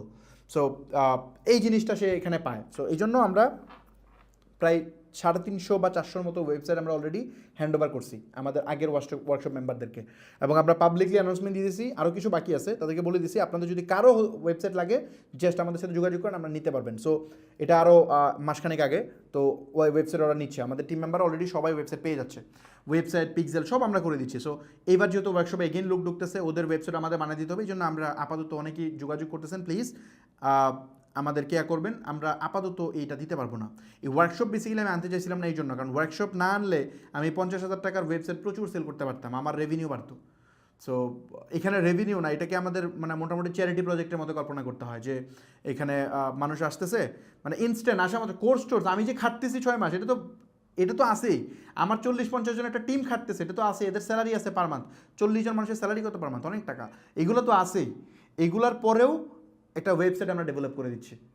Not only website, আমরা পিক্সেল সেট আপ করে দিই, অ্যাড রান করে দিই, সব এগুলোর রিভিউ মনে হয় আমরা টুকটাক এখন পাবলিশ করতেছি। এগুলো একটু দেখেন, আমরা প্ল্যান ছিল এগুলো পরে করার, বাট এগুলো এখন টুকটাক করতেছি আর কি, আপনারা অনেকেই জানতে চাচ্ছেন এই জন্য। ওকে, সো এই 5-7 হাজার টাকার ওয়েবসাইট কেমনে প্রোভাইড করে বলছি একটু আগে, যে এগুলো দিয়ে আপনি যে পারফরমেন্স এগুলো পাবেন না। এখন আমি লাস্ট যে ব্যাপারটা বলবো, ক্লাস লম্বা হয়ে যাচ্ছে, লাস্ট যে ব্যাপারটা বলবো, ওয়েবসাইট ডেভেলপ করার আগে সবচেয়ে যে গুরুত্বপূর্ণ বিষয়গুলো, আপনি যেখান থেকে ওয়েবসাইট বানান যে ব্যাপারগুলো আপনার মাথায় রাখতে হবে। 1 নাম্বার হচ্ছে মার্কেটিং ফ্রেন্ডলি ওয়েবসাইট হইতে হবে। দেখেন, ওয়েবসাইট বানানোর উদ্দেশ্য কি? কেন আমরা ওয়েবসাইট বানাচ্ছি? সেল করার জন্য, যেন ফেসবুক প্রপারলি ট্র্যাক করতে পারে, গুগল যেন ট্র্যাক করতে পারে, অ্যাড প্ল্যাটফর্মগুলো যেন প্রপার সিঙ্ক্রোনাইজ করতে পারে। এই জন্য তো আমরা ওয়েবসাইট বানাচ্ছি, তাই না? আদারওয়াইজ তো ওয়েবসাইট দরকার ছিল না। সো এই জন্য ওয়েবসাইট হইতে হবে মার্কেটিং ফ্রেন্ডলি। গুগল যেন এটাকে পছন্দ করে, ফেসবুক যেন এটা পছন্দ করে। আপনি ওয়েবসাইট বানাইছেন, ফেসবুকের ব্রাউজার কিন্তু কি বলে, ফেসবুক কিন্তু আপনি দেখবেন অ্যাডে ক্লিক করলে আপনার একটা ব্রাউজার ওপেন করে, মানে ওর নিজস্ব ব্রাউজারে, মানে ফেসবুকের নিজস্ব ব্রাউজারে অ্যাডটা ওপেন হয়, আপনার ওয়েবসাইটটা ওপেন হয়। সো ওই সময় ওই ব্রাউজারটা কিন্তু গুগল ক্রোমের মতো স্ট্রং না। আপনি গুগল ক্রোমে দেখেন আপনার ওয়েবসাইট খুব ভালো চলে, কিন্তু আপনি দেখবেন ফেসবুকের ব্রাউজারে ল্যাগ হয়। সো ফেসবুকের ব্রাউজারে যদি ল্যাগ হয় তাহলে তো গেছে। তো আপনার ওয়েবসাইটকে ওই ফেসবুকের ব্রাউজারের জন্য কম্পিটেবল করতে হবে, আদারওয়াইজ আপনি প্রচুর সেল হারাবেন। কারণ কেউ গুগল ক্রোম দিয়ে আপনার ওয়েবসাইটে আসবে না, মানুষ ওই অ্যাডে ক্লিক করে ওয়েবসাইটে আসবে।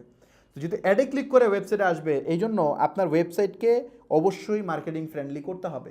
ওই মানে জাস্ট কলে বলে কিছু একটা করে ফেললাম, এটা দিয়ে হবে না। আপনি প্রচুর সেল ড্রপ করবেন, চিন্তা করতে পারবেন না কত সেল ড্রপ করতেছেন। মানুষ বলে ওয়েবসাইটে অর্ডার হয় না, বেসিক্যালি হয় না এইসব কারণে।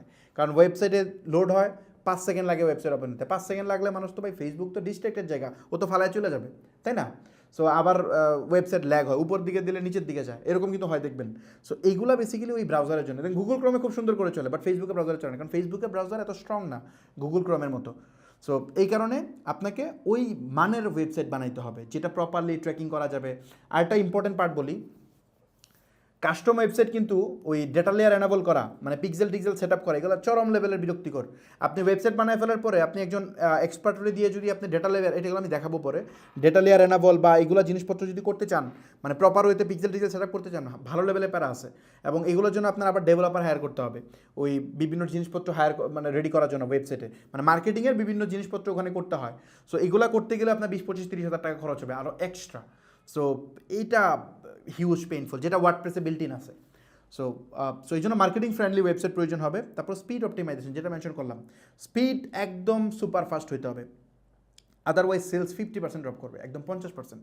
ওয়েবসাইটে গিয়ে যদি 4 সেকেন্ড 5 সেকেন্ড সময় লাগে লোড হইতে, ওই মানুষ কখনোই আপনার এখান থেকে সেল হারায় ফেলবে, কারণ সে ফেসবুকে ছিল, আবার ফেসবুকে ব্যাক করে গিয়ে স্ক্রল করতে থাকবে, এটাই সিম্পল। সো এই জন্য লেজি ওয়েবসাইটে মানুষ ঢুকবে না। ইভেন ফেসবুক নিজেই, এটা নিয়ে আলোচনা করবো, ফেসবুক নিজেই মানে গুগল যে র্যাঙ্ক করায় তার ওয়েবসাইটকে, এর মধ্যে সবচেয়ে মেজর এটা 300টা র্যাঙ্কিং ফ্যাক্টর আছে প্রায় অ্যাপ্রক্সিমেটলি। এগুলোর এরপর ভ্যারি করে আপনার ওয়েবসাইট সার্চে টপে আসবে না সেকেন্ডে আসবে, এটা ডিপেন্ড করে। সো গুগল যদি দেখে কোনো ওয়েবসাইট লোড হইতে অনেক সময় লাগে, তাহলে এটাকে পেনাল্টি দিয়ে দেয়, ডাইরেক্ট পেনাল্টি দিয়ে দেয়। কেন? কারণ গুগল চায় না যে কোনো মানে তার একজন ইউজারকে একটা বাজে ওয়েবসাইটে বাজে একটা এক্সপিরিয়েন্স দিতে, কি বুঝতে পারছি, একটা ব্যাড এক্সপিরিয়েন্স দিতে সে চায় না। এই জন্য কম লোড টাইম যদি বেশি হয়, আপনাকে গুগল পেনাল্টি দিবে। ফেসবুকও পেনাল্টি দেয়। ফেসবুক একটা কোয়ালিটি স্কোর দ্বারা করে, কার ভালো প্লেস হবে কারটা হবে না, এটার মধ্যে এটাকেও প্রায়োরিটি দেয়। আমি এটা পরে আলোচনা করবো মেটা মার্কেটিংয়ের কোর্সে। সো স্পিড অপটিমাইজেশন হইতে হবে সুপার ফাস্ট, ক্লিক করলে ওপেন হবে। সো আমি তো দেখাইছি কেমন হইতে হবে। তারপর সেলস অপটিমাইজেশন হইতে হবে, মানে ওয়েবসাইটে, মানে বাংলাদেশি মানুষ এমনিতে ওয়েবসাইট দিয়ে অর্ডার কম করতে পারে, যদিও এখন অনেক করে ফেলে, ইভ্যালি, দারাজ, চাল ডাল, ফুড পান্ডা, এরা হিউজ মানুষকে এডুকেট করছে, প্রায় 1 কোটির উপরে মানুষকে এডুকেট এরা করে ফেলছে। দারাজের রেগুলার কেনাকাটা করে প্রায় 30-40 লাখ মানুষ, ইভ্যালির অনেক গ্রাহক আছে, তারপর চাল ডালের অনেক গ্রাহক আছে, ফুড পান্ডার অনেক গ্রাহক আছে, এরা শিখাই ফেলছে কেমনে কিনতে হয়। সো এখন আর ইস্যু না, আগে ইস্যু ছিল। তো তারপরেও স্টিল আপনাকে ওয়েবসাইট বানাইতে হবে একদম সিম্পল ওয়েতে। ধরেন আপনার অ্যাড টু কার্ট বাটন এমন এক জায়গায় রাখছেন, আপনি অ্যাড টু কার্ট ক্লিক করলে ওই উপরে কার্টে একটা বাটন মানে সংখ্যা বাড়ে, ওইটা মানুষ খুঁজেই পায় না যে ওই কার্টে ক্লিক করে চেক আউটে যেতে হয়। এইসব প্রসেস হলে হবে না, কাস্টমার জার্নি যেন ইজি হয় ওরকম করতে হবে। তারপরে আপনার check out page proper customize করতে হবে, যাতে করে এত গিঞ্জি জিনিস না দেখে যেন কাস্টমারটা ফেরত না চলে যায়, আপনার যেন অর্ডার বেশি হয়। এটাকে বলে সিআরও। ওই সিআরও যদি আপনি কনভার্সন রেট অপটিমাইজেশন, এটা যদি আপনি না করেন তাহলে হবে না। কেমনে? আপনি ধরেন আগে 100 জন মানুষ আপনার ওয়েবসাইটে আসতো, ওই 100 জন ওয়েবসাইট থেকে আপনি হয়তো 2টা অর্ডার পাইতেন।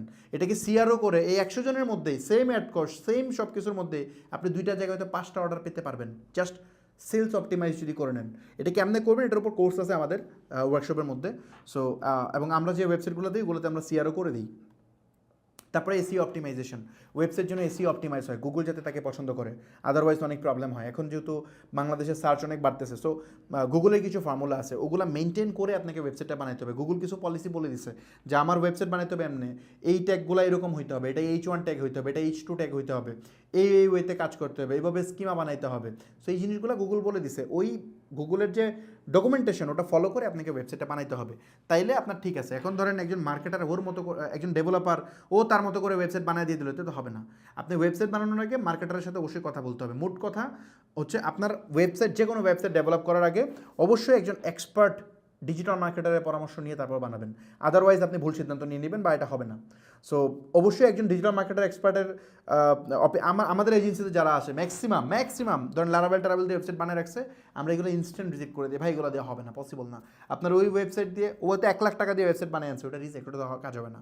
কারণ ওটা দিয়ে আমরা ওটার পিছনে কাজ করতে গেলে যে এফোর্ট দিতে হবে, এর চেয়ে বেটার নতুন ওয়েবসাইট আমরা বানিয়ে ফেলতে পারবো ওয়ার্ডপ্রেসে বা শপিফাই, তার চেয়ে বেটার। সো আরও কম এফোর্টে, কম খরচে। সো এই জন্য আমরা অলওয়েজ বলি যে আমার সাজেশন, একজন ডিজিটাল মার্কেটার এক্সপার্টের পরামর্শ ছাড়া আপনি ওয়েবসাইট বানাবেন না, তাইলে আপনি এখানে প্রবলেমে পড়বেন। সো এই হচ্ছে মোটামুটি প্রসেস। ওয়েবসাইট আপনাকে বানাতেই হবে, ব্যবসা করতে আসলে এরকম পেইন আসবেই, এগুলো শুনে ভয় পাওয়ার কিছু নাই, এগুলো করতে হবে, এগুলো করে ফেলবেন, করলেই মোটামুটি দেখবেন যে হয়ে যাবে। আর যারা আমাদের ওয়ার্কশপে আসতেছেন তাদেরকে তো আমরা নিজেরা এগুলো করে দিব, তাদের তো এটার প্যারা নাই কিছু। আর যারা ওয়ার্কশপে আসতে পারতেছেন না বা সিলেক্ট হইতেছেন না, তাদেরকে আমি যেটা বলবো, আমি যে জিনিসটা আলোচনা করছি এটার উপর বেস করে চেষ্টা করবেন ওয়েবসাইট বানাইতে, তাহলে হয়ে যাবে। আমি নেক্সট ক্লাসগুলোতে তো আর একটু দেখানোর চেষ্টা করবো। সো আমিও নিজে টায়ার্ড হয়ে গেছি, আর কথা মনে বলতে পারবো না। 2 ঘন্টা হয়ে গেছে, সরি টানা আমি কথা বললাম। আগের ক্লাসে ইচ্ছা থাকা সত্ত্বেও আসলে ওয়ার্কশপের এই বিষয় ক্লিয়ার করতে গেলে সময় চলে গেছে, এই জন্য আজকে চেষ্টা করছি পুরোটা ক্লাস দেখার জন্য। আমার যেহেতু একটা ক্লাসে আমরা অনেকগুলো কিছু টপিক মিস হয়েছে, আমি চেষ্টা করবো ক্লাসে একটা বাড়ায় দেওয়ার জন্য, বুট ক্যাম্পের জন্য কোনো ইফেক্ট না পড়ে। সো আমি চেষ্টা করবো এটা নিয়ে কোনো ওরিড হওয়ার কোনো কারণ নেই। সো এই ভিডিও এই পর্যন্তই ইনশাল্লাহ, আজকে ক্লাসে এই পর্যন্তই, ইনশাল্লাহ নেক্সট ক্লাসে দেখা হবে। আর ওয়ার্কশপে যারা জয়েন করছেন তারা ওয়েট করেন, আমাদের এই বুট ক্যাম্প যখন শেষ হবে তার এক সপ্তাহের মতো একটা আমরা হয়তো গ্যাপ দিব, গ্যাপ দিয়ে আমরা স্টার্ট করব। এটা ওরিড হওয়ার কারণ নাই, পেমেন্ট করছেন ঠিক আছে, আমাদের একটা ওয়ার্কশপ চলতেছে, ওদের প্রসেসে আমরা শুরু করছি প্রায় 15-20 দিন পরে বুট ক্যাম্প শেষ হওয়ার পরে।